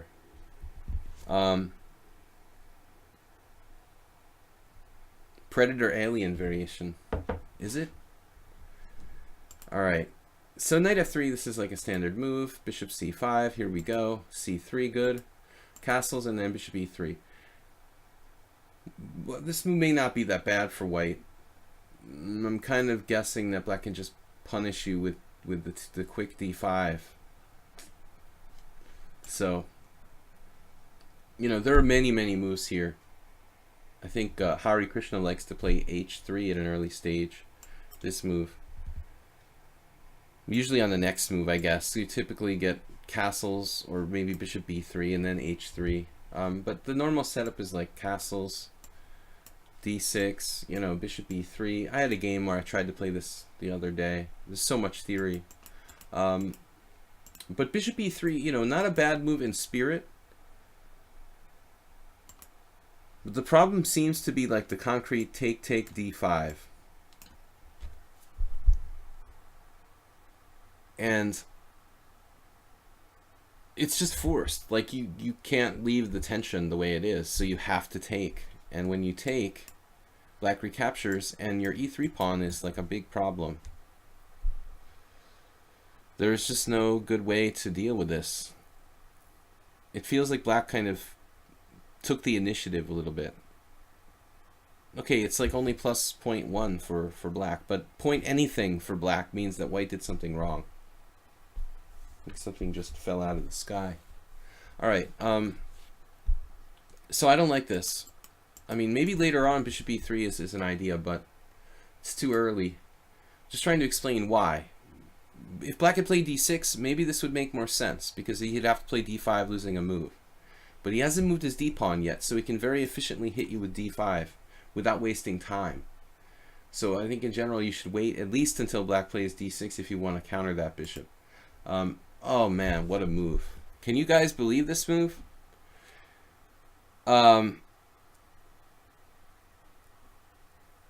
Derndash, what is better for black, to take on e3 or play bishop b6? Well, there, I mean, it definitely looks like taking on e3. Usually bishop b6, right?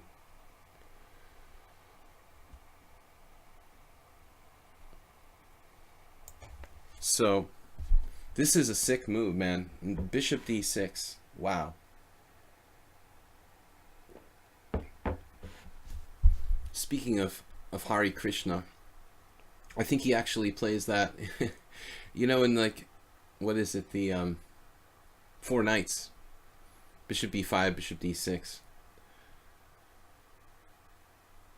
I mean, the plan would be technically to avoid exchanges of pieces and then play rook e8, like Hari Krishna's 2 knights defense. Play rook e8. The bishop d6 will be merely only a stopover for the bishops going back to f8, you know, where it kind of tucks out of the way and maybe can fianchetto later on. But in principle, this looks like kind of a ridiculous move. You know, he has a good choice between this and like, even d6, actually d6 maybe allows d4. Even d6, though, probably not bad here. Because this structure is actually good for black, and I think if you try to punish him, it's too early, because he has bishop b4 check, and this is hanging. So, he has a plethora of good moves, and he plays bishop d6 in this position. Yuck. Of course, black can play like knight g4, going for the bishop.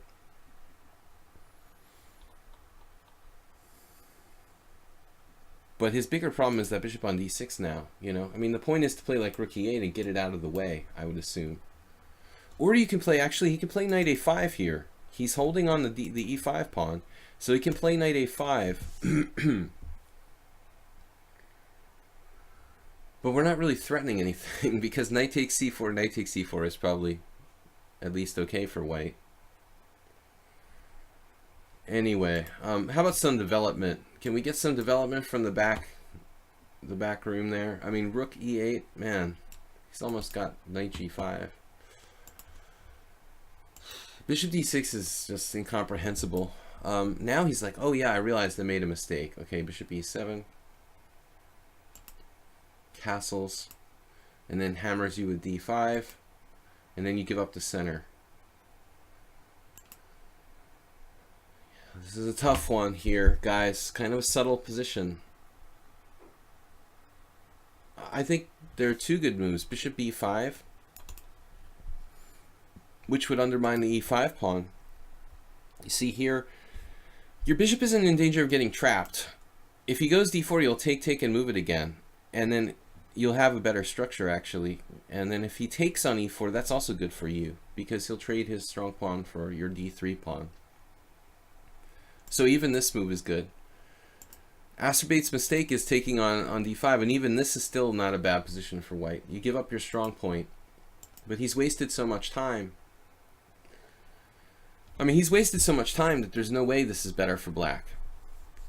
I think the d4 is probably not even a bad move. I don't like having a backward pawn, so this would be like the minimum.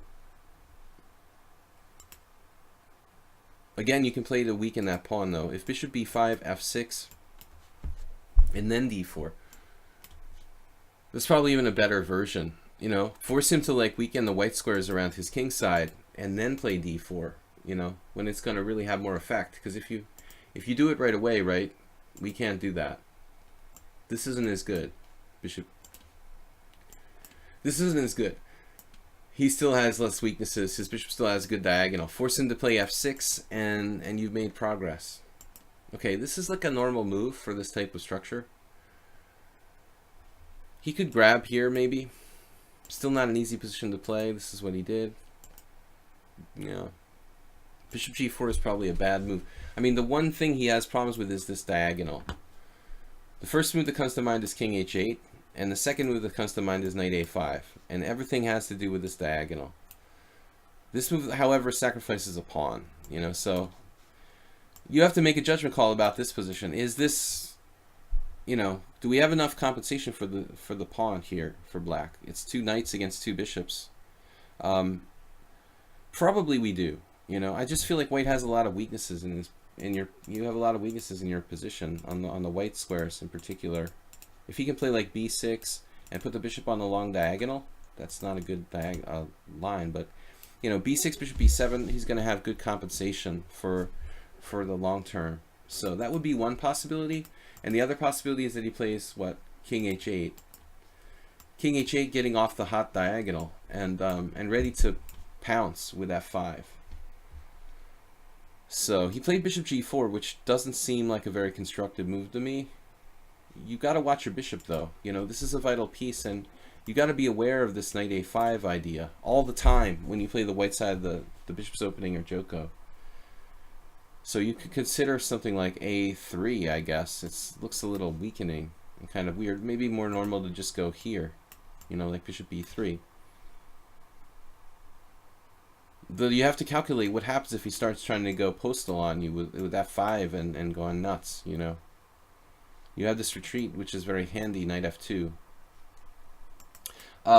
So it's become a really complicated position, h3. I prefer probably queen e1. But then we have a problem with the d3 pawn. That's going to be an issue. So h3, all right. Bishop f5. That blocks his f5. This is fine, but you need a plan because he's threatening knight a5 again. And this doesn't cut it. You retreated unnecessarily here while he's threatening knight a5. So maybe just d4. I mean, first glance, this looks like the simplest solution, but apparently it's not good. Because you weaken your dark squares. Maybe we go back to h3 and try to find a better move. d4 immediately. He really doesn't have any threats until he can play king h8 and play f5. And he needs time to be able to do that. Okay, he can play knight a5, put his knight on the side of the board. Then it's back here to e2. And then you're breaking the pin with bishop e2. And I think the white is slightly better. Yeah, maybe h3 weakens yourself a little bit too much. Even this move you don't need to play. You know, you don't need to play this. You had a tactic here, winning a pawn, which is hard to calculate. I don't understand. Here, oh my god, that's hard to see. You know, it's about like bishop takes there and then you're taking on f7. That's really beautiful though. But I never would have played bishop f5. Putting the bishop on prise, you know, along the f file is kind of crazy. He should just go here. That would be a normal continuation. Anyway, bishop f5, knight g3 isn't great. Bishop g6, and then here, this is a very passive move for you. And then he comes back, and then you g4 is like, I mean, it's like a vacuum over here. I mean, too many dark square weaknesses for white. I guess it's not that bad, but I would prefer not to do this. You know, if I had the choice, I'll go like knight g3, and then try to come up with a new plan, something other than knight e2. I don't know. There's nothing he can do to you immediately when you go g4, but it's risky. It's very, very risky. Now this is bad. Okay, make up your mind. Are you playing on the king side or the queen side? Okay, black was threatening knight a5. That is a problem. But you're starting to make too many pawn weaknesses. No, knight a5 is a serious problem, I admit. Looks like you have to play this super ugly e4. Totally abandoning all the dark squares. And then black is just slightly better.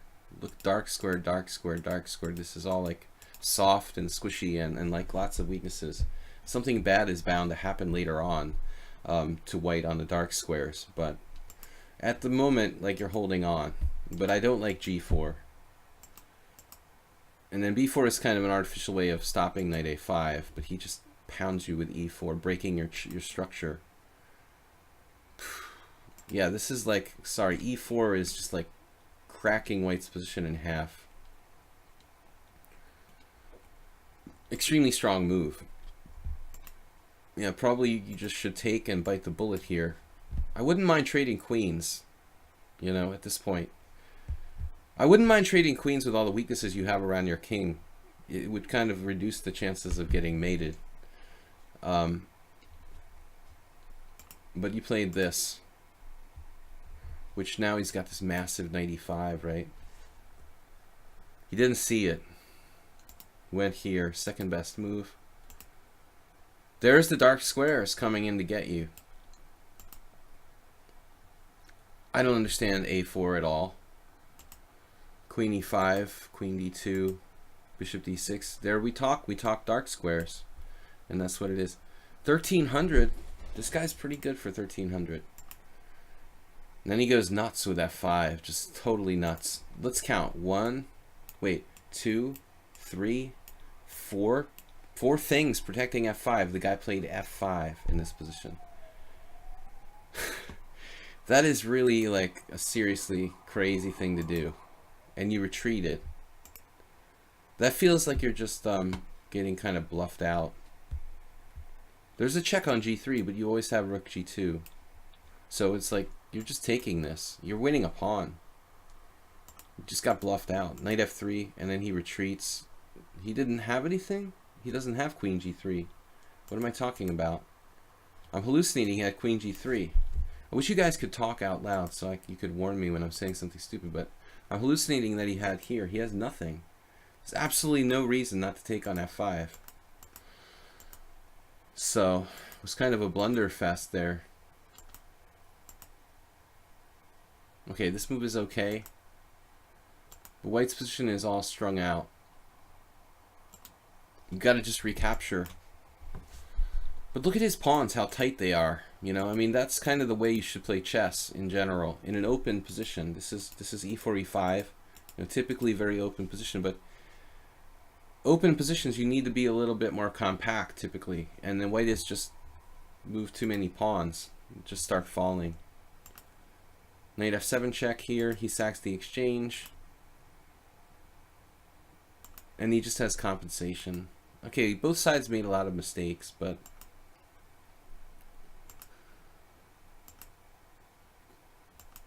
now he's slightly better, again, because your king isn't safe. This is just an analysis variation. Sorry, it was knight f7 check here. No way. You missed a smothered mate. Oh, you got the smothered mate. Okay, nice. You got the smothered mate. Awesome. Nice job. But that was very, very lucky. Alright, guys. Lots to learn from that game, though. Weakening the king side. A lot of subtle points. I would go over this analysis a couple times, you know, kind of let it sink in. All right, guys, we got like an hour left, a little less than an hour left, so I want to get over these games.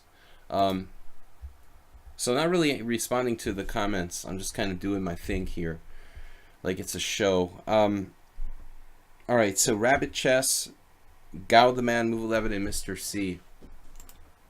We're going to call Mr. Coffee Mr. C from now on.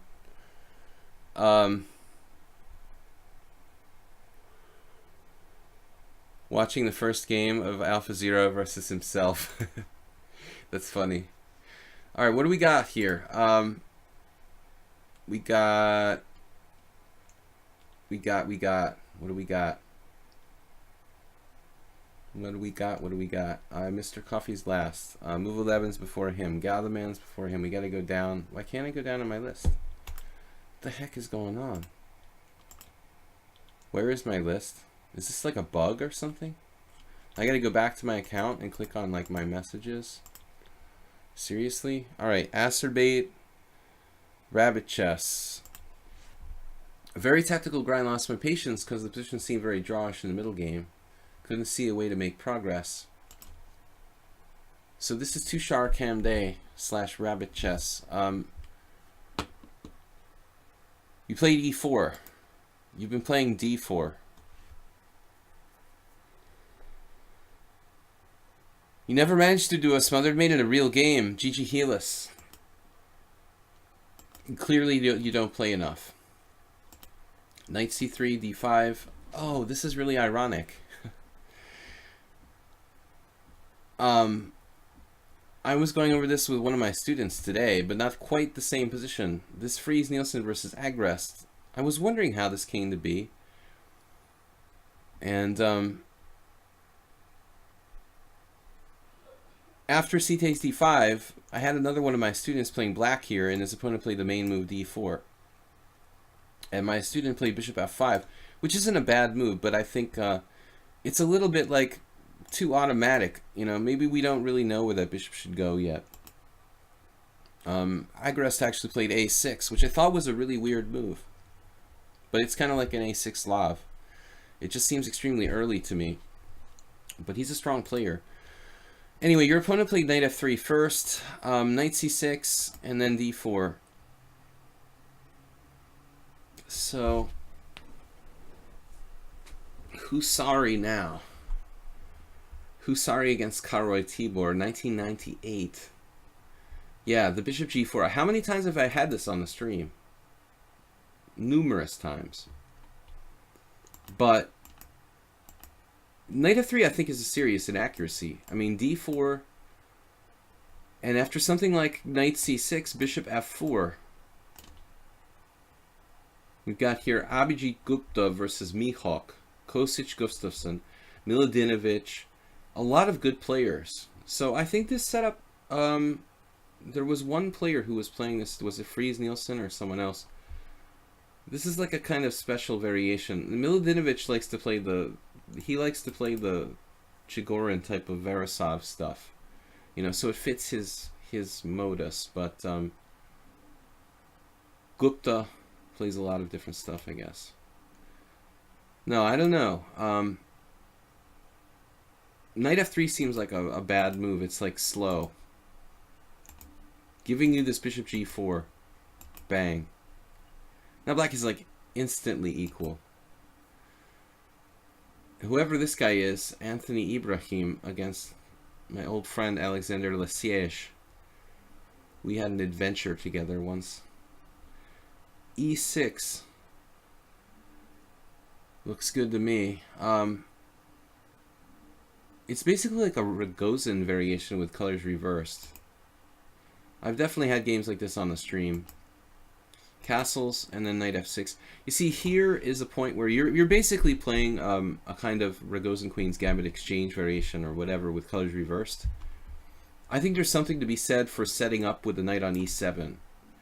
And if you set up with your knight on E7, you could play like F6 and have a more fluid pawn center. So probably Bishop D6 with the idea of Knight E7. And as world champion Uwe calls in his middle game book, the central pawn preponderance, we want to play for like F6, E5. We have that plan, you know. And there's no more pins with like bishop g5. Plus we're menacing the h2 pawn. So I think that this is my preferred choice. Knight f6 is kind of automatic. It's not a bad move, but I think the setup with bishop d6, knight e7, and queen c7 is slightly more flexible. After this, like bishop e7, okay. h3, and then takes. I'm always on the fence about this. You can also do bishop h5. I think that's viable. Bishop takes f3. Yeah, I mean, in fact, in this position, I mean, should we think about bishop h5? There's this game, some Lithuanian guys here. Wait, actually played g4. Butnorius. Wow. Bishop g6 and knight e5. Everything would be fine for this position for white if it weren't for the fact that his bishop is on g5. You know, this doesn't really fit in. It's like apples and oranges. I mean, there are variations like this, but not with your bishop on g5. So it looks like Slappicus is okay. Yeah. Alright, but much safer to play the way the Tushar plays with bishop takes f3. Yeah, Miladinovich is an expert in well, mostly, yeah, Trompowsky, Chigorin with black, Veresov stuff, all this closed, weird knights on c6 type of stuff. Queen takes f3. I think he also might play the Philidor. Queen takes f3. Weird openings, basically. He's totally Chigorin style. Like, his whole opening repertoire is dedicated to Chigorin. Queen takes f3. Sorry, what's happening here? Right, castles, it's white's move. Okay, rook d1. Yeah, and so now there's queen b6. And there seems to be some problems with the b2 pawn. And that's the million-dollar question. When you play queen b6, you've actually got a double threat of d4 and b2, which is not a new idea. Again, if his bishop were on c1, he'd probably be a lot happier right now. We've got a problem, Houston, after queen b6. It looks like he has to trade bishops on c6. And then you have a pleasant choice which way to recapture. I don't know. I guess this is lower maintenance to take with the piece. And he's just like tied down along the d file. Slightly better for black. Minority attack central, you know. I mean, b4 and black's just slightly better. So you missed that. You played this rook c8 move, which is also good. And then knight e2. You know, the proverbial, I admit my knight sucks on c3, so it's going to e2. You know, a good thinking. But again, it looks like you might have some tactics with queen b6 or queen a5. Knight a5. It's not a bad plan. I mean, I was just talking about this with one of my students today during that lesson. And coming here, I mean, it's totally standard. That should be fine. c3, knight c4. Bang, bang. Perfect. Now, it's a race. I mean, he's trying to play f5, you're trying to play b4. Structural, like, races of the minority attack sort of situation. How strong was this guy? I didn't even look. Ginseng. It's a brand new account. You never know these guys for like 100 games. He's got a good maneuver here, 93. It's equal. Okay, we'll call it equal. He hasn't made any extraneous pawn moves.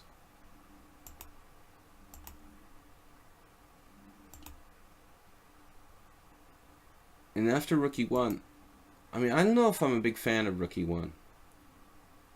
Because, you know, the problem is he needs to get this knight off of e4. That's the real problem. But then again, the problem for him is that, like, he's already played h3, and so f3 will really weaken his king side. Alright, rook c8 here, and rook c7, so you're just kind of pulling back so your rook doesn't get caught off guard on c4 with some tactic. Thematically, I mean, b5. You know, there are very weird things like knight c5. Knight takes c5, b3, but that doesn't work. All right, that was a nice fantasy. At least I'm thinking outside the box. But anyway, it's standard minority attack if you want to. Rook c7 is fine. You can kick him out if you want to. You go with the minority attack. Good job. Now here you said A, but then you didn't say B. Why don't you blast him with a5? You must have seen something you didn't like. I mean, a5 is totally thematic. You got to play b4. So it's like you play b5, then you okay, no, I'm just kidding. You can't do it. You're not enough to just do it with your pieces. I mean, yeah, you might have some crazy piece sacrifice for 3 pawns, Tony Miles style, but I mean, mostly you're going to need to play a5. And you're just messing around here. Why? Dude, this is the plan. Do it, you know. It's possible you have a piece sacrifice. I mean, but you'd really have to calc that very, very hard. Feels like you're farting around too much. Definitely farting around too much. Okay, now he was threatening knight c5 though. Yeah, well you got that because you farted around too much. You put your queen on a stupid square here on d7. You were in a good place. Oh, he was threatening knight takes d5. Okay, I'm sorry. He was threatening knight takes d5. So where did you start farting? Right here with this knight d6. So we should play a5 in this moment. a5. You don't have a direct threat, but he has to be very careful. You know, maybe you can play queen d6. Objectively, the game is equal still. No. Sorry, I went too far. But let's finish it up. Move on to the rest of the games. Oops, that's a little too far. Alright, we were at here. He was threatening to invade. Oh, man, this stupid mouse. Alright, here. Knight c4. Here, here, here. You're threatening with knight d5. There. It's a very awkward square for the queen on d7. And then you had to play this awful move, knight b7. Okay, it's temporary. But it's a terrible place for a knight, you know.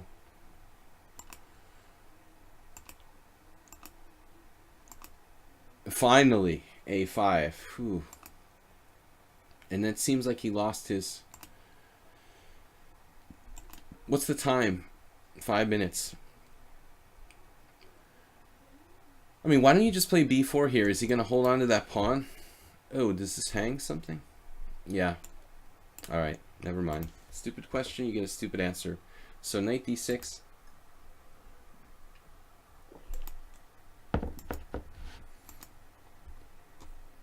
I think this is an awful move for white.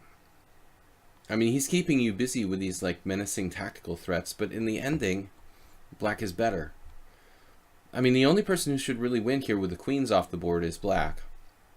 So I think you're doing the right thing by trading. You know, all the danger is mostly gone now, while you're still threatening him with the minority attack. He takes with the knight, man. That's crazy. I mean, if he takes with the rook, he keeps you contained. You know, as long as you can't play b4, you can't win.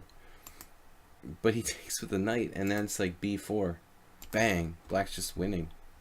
Maybe not winning, but I mean, now it's like a nightmare. You know, straight out of the textbook. Knight, you know. Minority attack. Good luck, man. Beautiful. Beautiful. Okay, apparently there was some sort of tactical mistake, but the basic idea is perfect. You should be better here. Avoiding the exchange, and then you get the better structure, and you take him down. Apparently it was a draw, but anyway, later on he won. Guys, let's move on. I mean, I like the general game, but I mean, it seemed like you didn't play as carefully as you could have executing. I mean, you got to get in a5 as fast as possible. Tushar was white. I did it again. I thought he was black. All right. I thought Tushar was black. Okay. Well, that's bad. I was talking about it in perspective like he was black. Anyway, now he knows how to play with black. All right, guys. Let's move on to the next game. Sorry, man. I thought you were black the whole game. I guess just because I reflect the position that I play on other people. But I made the same mistake last time. For some reason, I keep thinking everyone's black. Okay, I thought that the count was black when I started the other game too. Anyway, still it's instructive. It doesn't matter who's white and who's black, finally. I got a message here from Soltigo. Yeah, it doesn't matter ultimately. We still have, the same point, but Tushar wasn't farting around. The other guy was farting around. But Tushar's mistake is trading queens then. If you go back, this queen e5 move seems wrong to me. You shouldn't do that here, because in the endgame that minority attack is just better for black. You lost this game because you traded queens. You should try to keep the queens on. You were doing well, like menacing him. I mean, look what he's got. He's got no b4. His knight is on b7. So just start some business on the other side. f4. Rook f1 if you want to. Play rook f1 and f4. But you got him basically stopped on the queen side. Okay, what do we got? Only stupid names left, just submitted a game. But I don't know if we're going to get to that. It's kind of a long list here. I've got to go to move 11 and Mr. C. We'll get to as many as we can. Hopefully we can do all that. We got Gal the Man too. No, Gal the Man, move 11 and Mr. C. So I'm not sure if I'm going to get to a fourth game. We'll try to do as many games as I can. I think everyone's black. I think the Count is black. Yellow Dragoon was black against Nigel Short. Good job playing g6 in the Spanish there, Yellow Dragoon. No, you were white. Oh, sorry. Okay, yeah, we got Gal the Man, aka, oh, it's a French defense in miniature. Ouch. I was thinking about this myself with white in this French defense. I alternate between playing knight c3 and knight d2 here on the stream. You will not be black, okay? Sorry, Too Shark. You still get to understand the game better. Absolutely, man. I think that it doesn't matter like which side you were. You're still gonna approach the video from the same way. You're still going to get instructive value from it either way. It doesn't really matter. Hopefully I'm not being biased toward one side or the other because of which side you were. You know what I mean? I think I try to analyze the games like objectively, not like biasing my analysis toward one side or the other. But I played the black side of those positions more than with white, and I think I automatically kind of adopted you as the black side. Knight f6 here. Actually, I noticed the first move when Tushar played e4. He has been playing d4 lately. And so I made a comment like, oh, you're playing e4 this game. Farting around. We have a saying in English, farting around. It basically means like kind of wasting time without doing anything. That's what your opponent was doing there for 5 or 6 moves. So, Nezmadinov liked to play this move. And probably I should play this move as well. I've always played the Steinitz type of stuff with e5. But it's sort of one-dimensional. Bishop g5 creates all kinds of interesting possibilities. I think this move is even more dynamic. Because when you play bishop g5, you're actually increasing the tension in the position. When you play e5, obviously with ED, this is the worst case of releasing the tension. But e5 also releases tension. Watch the evaluation. Point 1. When I play e takes d, we still have point 1. Okay, I'm gonna throw the stockfish out. I don't believe that you can play e takes d and the evaluation is the same. I don't think it's even turned on. You're changing by so little it doesn't even care. I can't believe that you can play the exchange variation and it doesn't make it equal. That's ridiculous. But after e5 it looks like it drops down to 0, which is really weird. Gaining space. This doesn't matter. I like bishop g5, but there is the McCutcheon, which is a huge variation. This is really important. My old friend Jesse Cry, who made videos for chesslecture.com, a site I've worked for a long time, Jesse did a lot of coverage on this type of stuff, I think. And he really knew his stuff with black. He was like a lifetimer. I'm talking about him like he's gone, but He's on hiatus or something. Bishop e4 anyway. That's really a big question.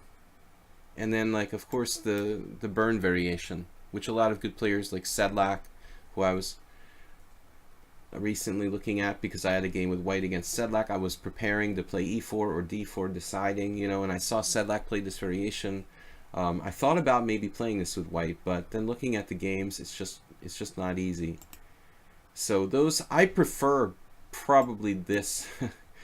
I don't know if I were black, but Galdeman is white. Bishop e7, e5, and now there's the, you know, I don't know what the status is, this Alekhine-Chittard attack, but Nesmedinov was confident in this. A lot of masters in history have played h4, but even like if you look overall statistics here, slightly better for white than bishop takes e7.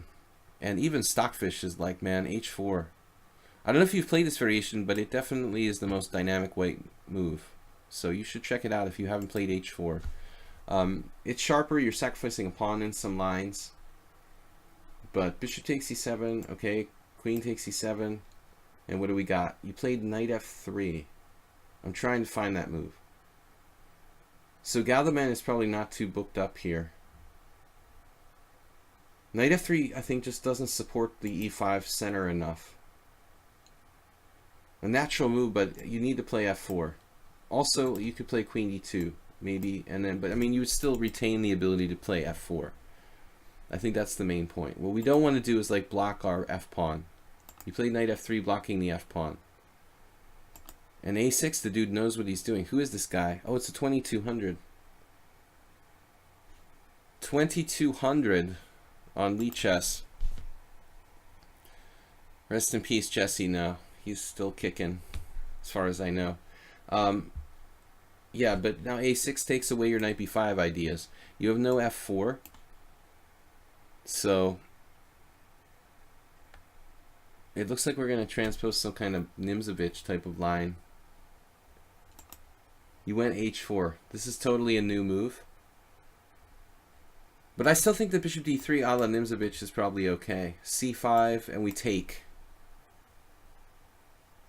We take, we give up the center. And then something like knight c6 maybe. Queen e2. This looks pretty standard. It's about equal chances for both sides. But Galdeman plays h4. He took his opponent out of book with a kind of weird move. Not unheard of in the French. But I'm afraid that you're not, you know, developing. And he also has these breaks, you know, the c6 and even f6. Is f6 ridiculous? Peter's like, well, I don't really like it. Nimzovich said you should attack the base of the pawn chain, which your opponent says, I'm attacking the base of the pawn chain. Now, can we still go Nimzovich style and take? The million-dollar question. Do we have time? If he plays like queen takes c5, queen c7, and knight c6, he can triple up on e5. Therein lies the rub. So maybe our h4 doesn't enable us enough time to support e5 enough times at the end of the day. We'll see. But apparently it was an attack. So you played instead knight e2 here. And that is a different story. If you have time to play c3, you're probably fine.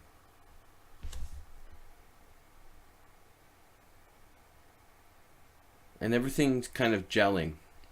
If you have time to play c3. But he plays this routine move knight c6, and you have time to play c3. And that's okay. But he could have taken here. And I guess this is threatening queen b4 check. And this is a problem. Still, I'm sure you could find some complicated stuff, maybe sacrificing a pawn or something. But I don't know. Queen d2. He's on e5 very quickly. What are we going to do? How do you want to sacrifice a pawn here? I guess we have to do something crazy like this. And on knight c6, we play like queen f4.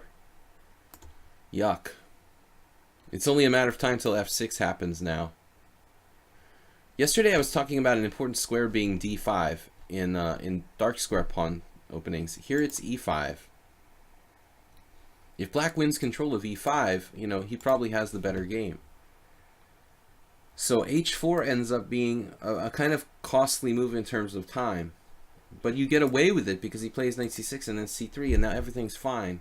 Still, I think that black will have counterplay. You know, now it's like equal, but he could have been better with cd. Yeah, but he has the wrong idea here.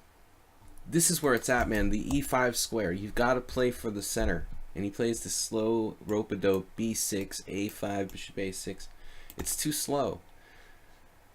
You're not developed. Your king is on e1, your bishop's on f1, your rook is on h1. Let's break it open, f6. This has got to be the best way. Now you have some problems, it looks like. I mean, you can castle when it comes time, but let's first take action. So, slow move, and then you wasted time too. I probably would have played queen d2, maybe. You do have to organize your king side, so knight f4. Then you're dropping a pawn here. Yeah, no, knight f4. You got to get developed, man, no matter what. I don't care if your development is king f1, king g1, you know, but whatever you're going to do, you got to get your pieces mobilized. You don't have to castle kingside after playing h4, but you do have to get the other pieces out. You know, in a3, I understand you're like guarding against queen b4 check, but time is precious. Time is precious. He wants to avoid the trade of queens. Look, don't hesitate to play this kind of ending. Let's say he does c takes d instead of bishop e7. Okay, c takes d, queen b4 check, queen d2. Don't hesitate to play this kind of ending. You're better here. You're just better. You don't need to checkmate him by brute force. He's got a bad bishop. He's got, you know, losing control of the c file. You have space. Your knights are good. You don't have to avoid a trade of queens necessarily. A3. Yeah, okay. He's ready to bust you now with f6.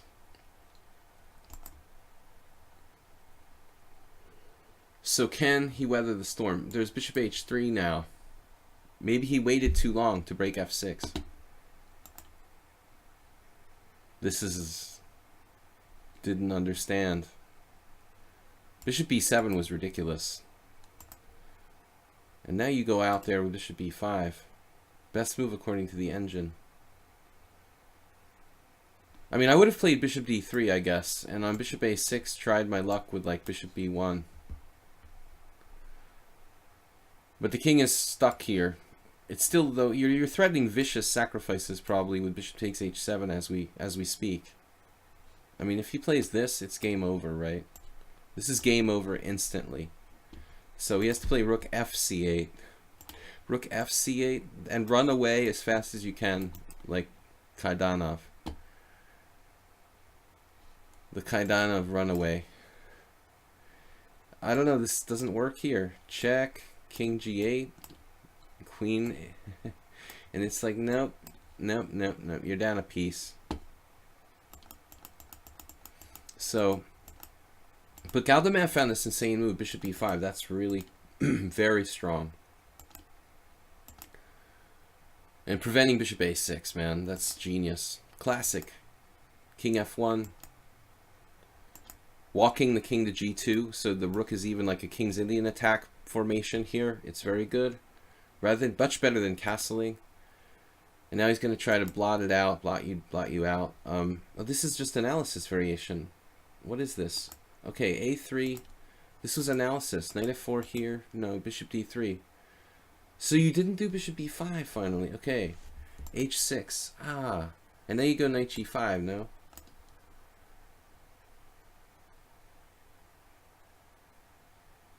I was waiting for this. This is a very interesting move. I don't know if it's good enough for the best move or not.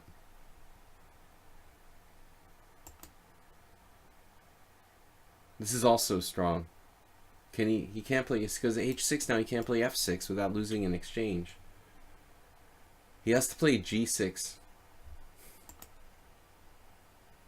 Simply strong. Now it's over.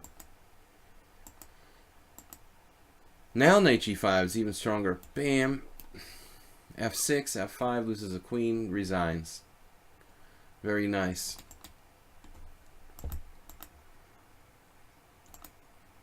And now you main 2. Okay, well, I got strung out on a side variation there, thinking that that was the actual game. This knight f4, but still, it was a decent game.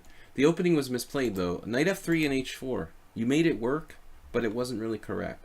I mean, the opening itself there, that variation. Okay, guys. So time for like 2 more games. We've got Mr. C, move 11 and Mr. C. Move 11, move 11, move 11. My game in the Marazzi. This is move 11. Dragon. Serbian in America. Dragon Milanovic. So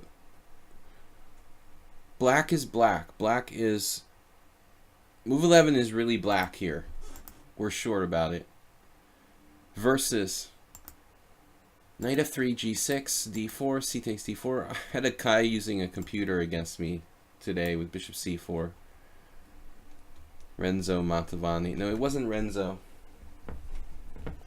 But I knew, like, even before the game, the guy was like 20-0 in his rapid game, so I knew it was a computer.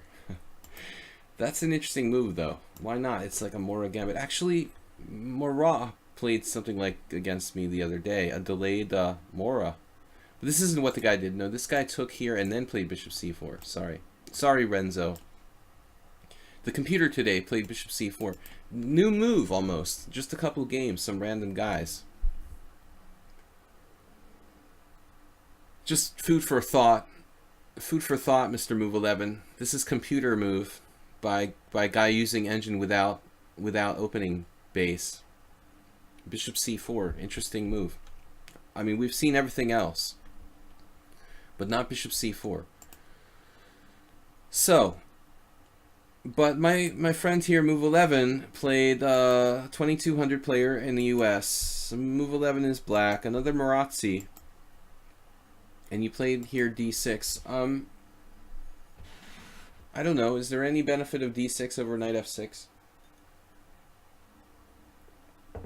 I don't know that it matters.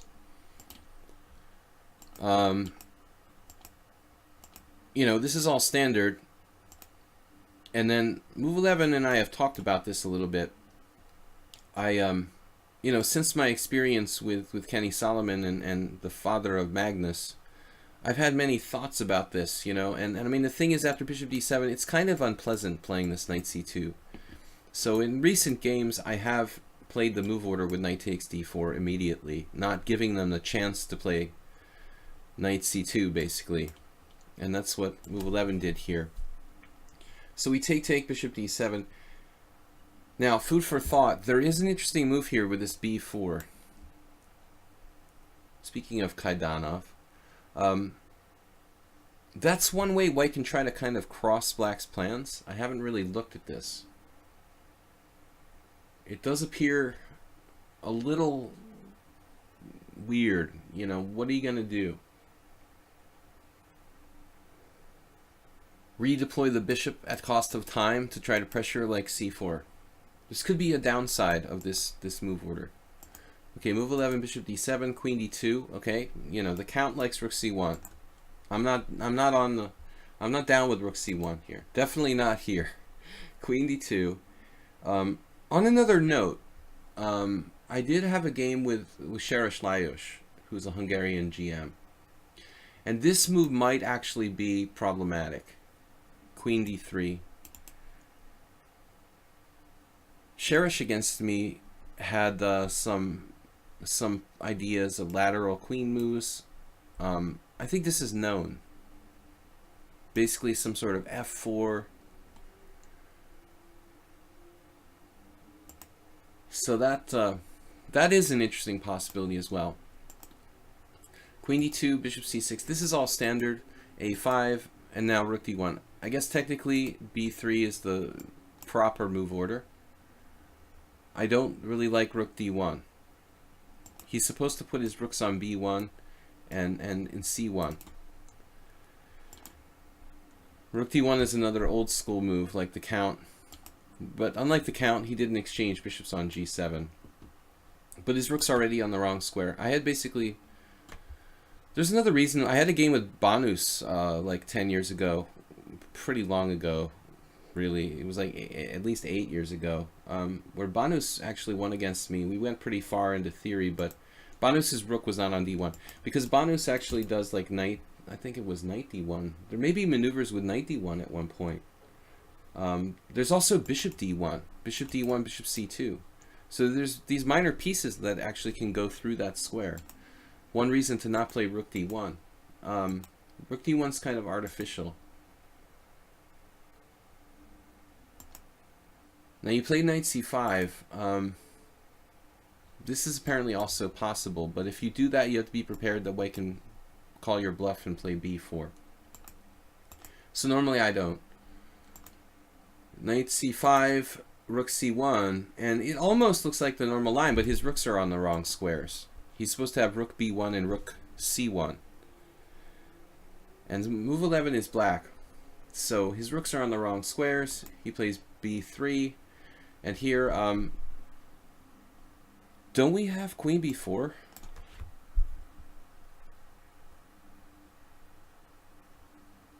I mean, now he's going to go into this ending, like the count. Bishop takes d5. Or queen 2. We have to play bishop takes d5. These tedious endgames are just a little bit better for white. Again, like I talked about in the previous game against the count, Jacob had... very important that the c6 square isn't lost by playing b6. But maybe queen b4 is not the best. So this is what I would expect here. Rook f c8. Knight d5. Bishop takes d5. Reindeer man. The Reindeer man was black here against the Van Forest Jr. And c takes d5. And now, you know, playing for a win is nasty business. There's the Larson strategy of like h5, king h7, queen d8, queen h8, and then just mining the long diagonal. There are different ways to try to do that too. You can also do like bishop f6, queen d8, queen f8, queen g7. But I'd really prefer to try to play a4 somehow if we can get it in. Queen b4 seems to be the main move.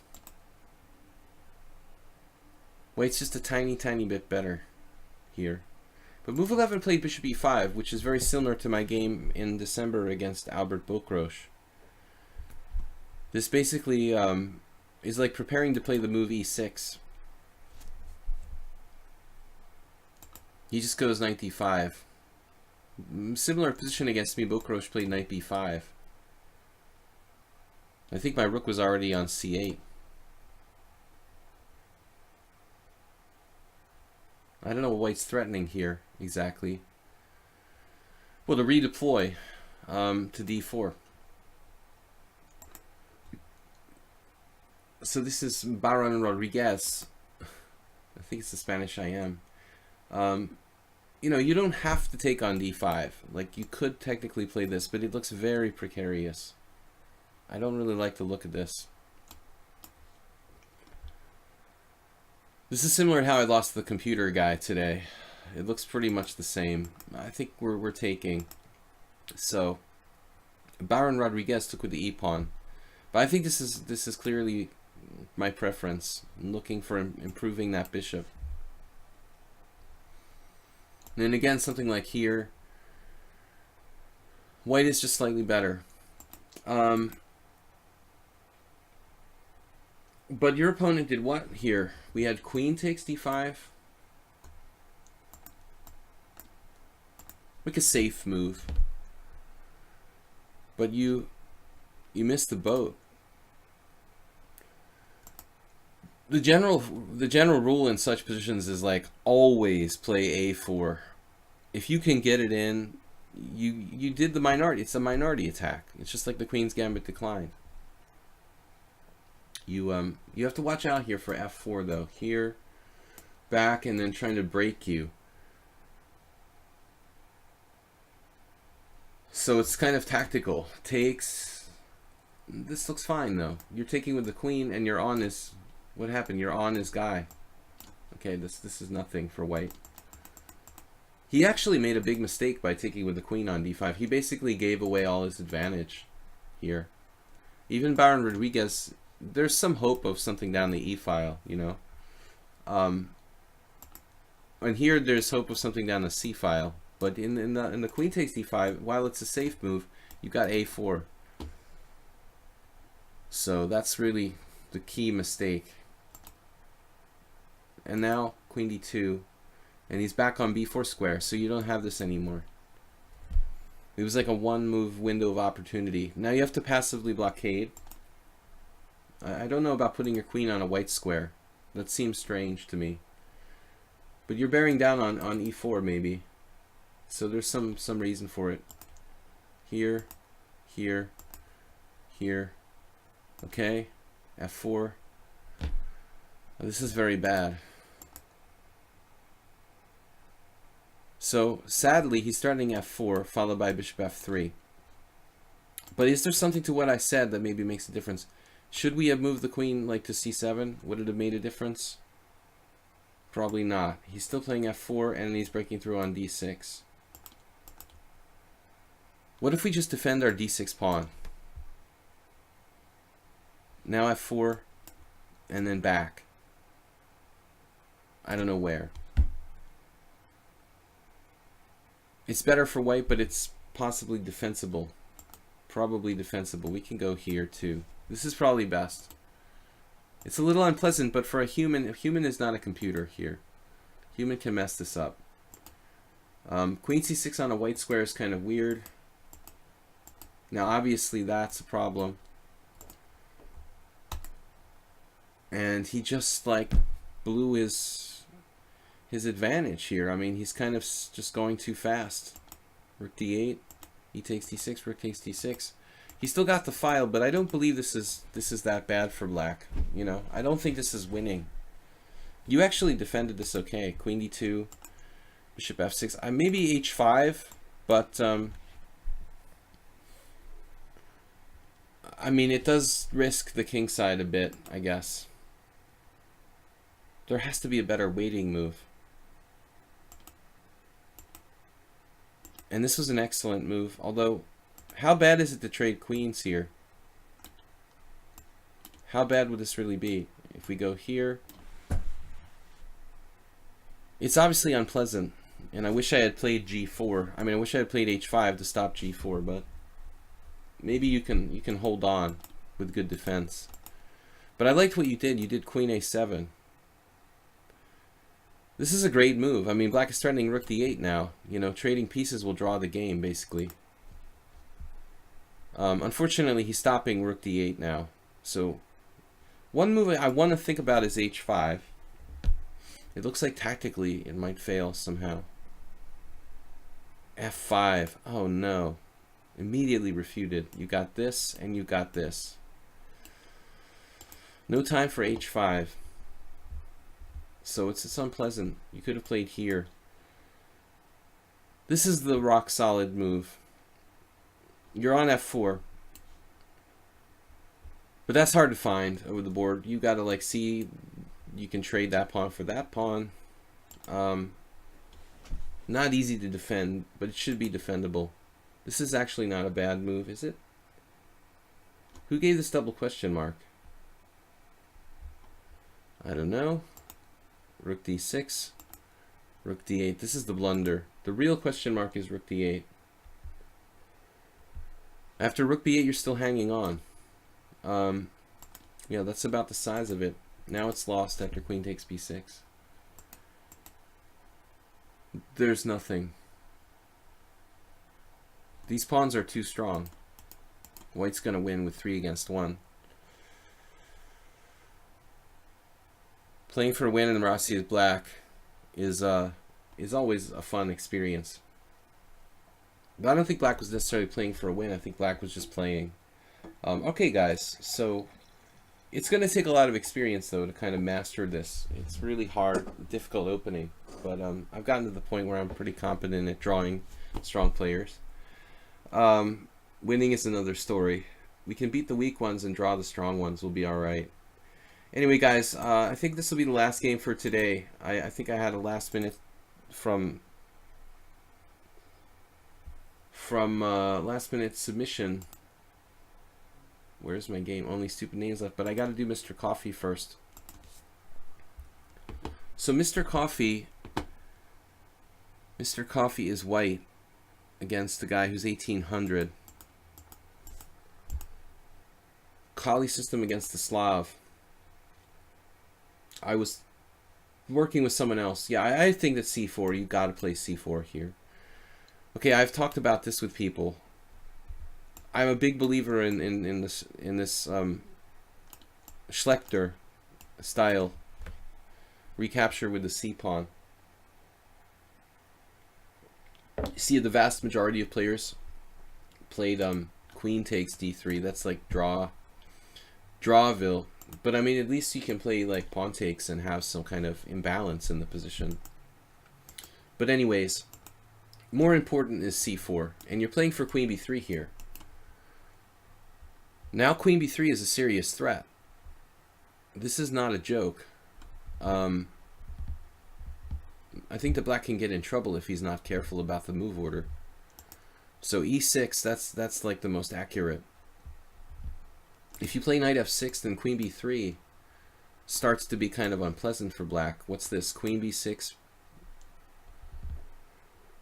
Bishop d2 isn't a move. Not here.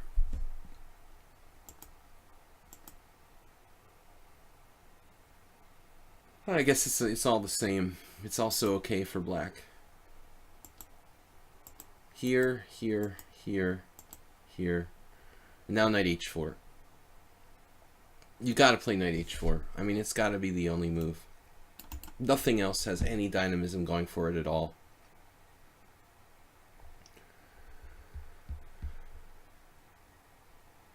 The queen b3, I mean, it's okay, but it's not really dangerous, I don't think. You've got to do this. There's a ton of games. This is a very trendy variation. And I don't know, you know, if you're supposed to take right away or play like queen b3, g3, there's all kinds of stuff. Queen e2. I think I've even seen that. But Mr. Coffee, I think this is the best. Knight h4. So versus Caruana. Nakamura Caruana.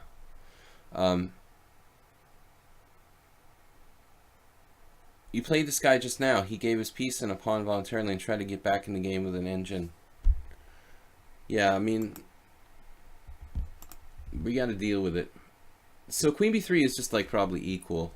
Not as fundamentally good as knight h4. Knight h4 creates imbalance in it. It creates some dynamic possibilities. Queen b3 is just sort of a move that's not bad. Queen b6, and then bishop e2. Yeah, so the million-dollar question is c5. You see, the problem is he just goes back. And I don't know that I think it's a big deal. Okay, apparently you can still do this. I don't know anything about this position. The best player to play white is Puchan Wang. And he lost to my buddy. But Karsten Mueller and Puchan Wang, I mean, this is not exactly Caruana and Nakamura. So I don't think that c5 is so good. Well, I mean, queen b3 probably isn't dangerous. I have such positions with black, actually. If you think about it, it's essentially a London system with colors reversed.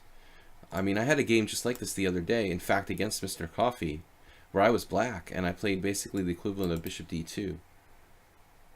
But I'm a tempo down on my game with Mr. Coffee. Is the game, actually, the bishop was on g5 rather than f5. It was a Tory attack. But they're very, very closely interrelated. The bishops often end up in the same place at the end. So bishop d2 is like playing you're playing black basically.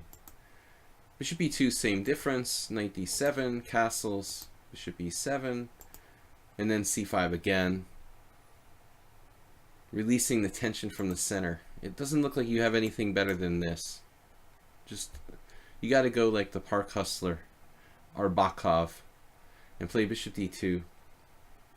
Wear the same shirt for like 10 days in a row with a smiley face on it, and just outsmell your opponent. It didn't work against Sadler apparently. But anyway, c5, yeah, we're just, you know this is a mistake, Mr. Coffee.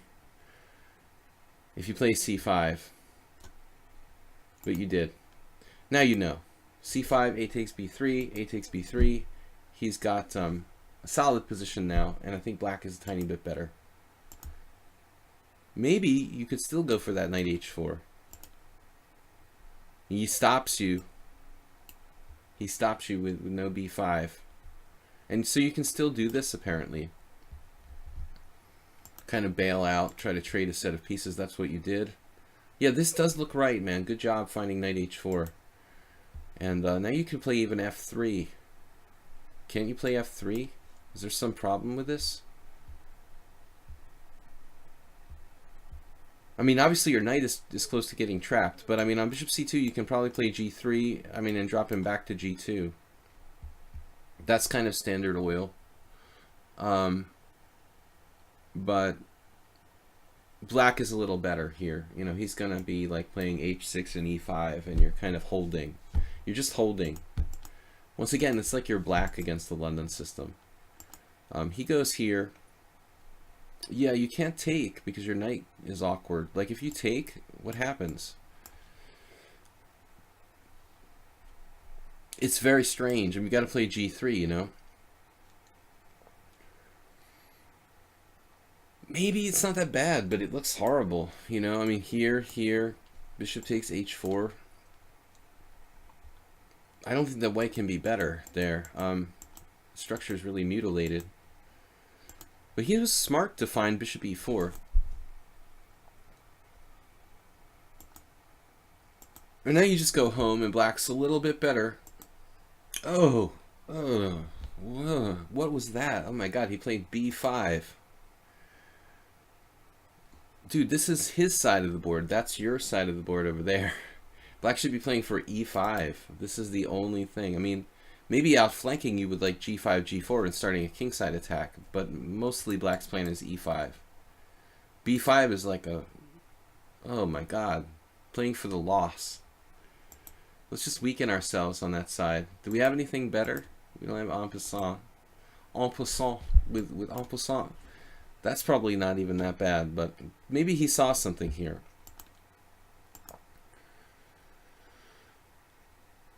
What about knight d2? Knight d2 heading for there, or ousting the knight on e4. And then your move isn't bad either. There's also knight e1. Just to kick his knight out with f3. You go to d3, but I don't know where you're going after that. The ideal is probably putting the knight on a5. Troll and roll, you're late. Early is on time is late, and late is inexcusable. Bishop d2, he's trading, playing for draw. Welcome to the a pawn. Now rook a3 looks really strong. This is also not bad. I prefer a3 because you've got lateral dreams of lateral mobility. You played rook a2. Here, and then you went the wrong way, it looks like. Maybe there's no way to break through here. You know, objectively, maybe it's a draw. But I guess I would prefer to play for knight a5. It may just be a sort of impossible to make progress, but he let you. So he basically let you win. You handed him $100 under the table, and he said, "Okay, I'll play knight e4." But seriously, I mean, anybody and their mother would see knight d7, and that's where we stand. I don't know that white can make progress. It's probably a draw, but you can try. unfortunately, it's even after the catastrophic b5, black's holding on. So he gives it up with knight e4, and then that's it, man. Game over. Knight e5, too many weaknesses. That's game.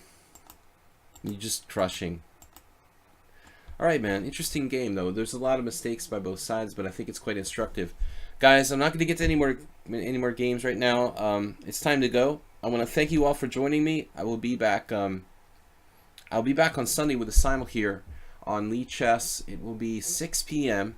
on Sunday. 20 plus players. Maybe I can do like 25 players this week. 40, 25 players. Because I don't have a team game on Sunday. Okay, stupid names. I'm sorry I didn't get to your game, but we had a full schedule, lots of games submitted. So get them in there in time next time, and I will see you guys on Sunday. Lots of love, and thank you, Soltigo, for your just tireless devotion to the stream. Thanks all you guys for subscribing, and we will be back on Sunday. You can check out the streams on YouTube. Please subscribe to my YouTube channel if you haven't. Video Chess Training on YouTube. You can check out all the old streams there. And what else? Oh, thanks everyone for donating, who's donated via PayPal to support the stream. I really appreciate it. We need your support going forward. Even just a few bucks to support the stream for the year. I mean, it really helps. So we can keep doing this 6 days a week. Anyway, I did the best I could, guys. I hope it was instructive. Mr. Coffee, this has been a thematic game. We talked about a position like this recently, and it's funny that you submitted this one. So I will see you guys on Sunday. Move 11, keep working on that Marazzi. I know it's not fun. Maybe we can work on some kind of ways to avoid the Marazzi, you know. I will see you guys later. Take care and have fun. Bye.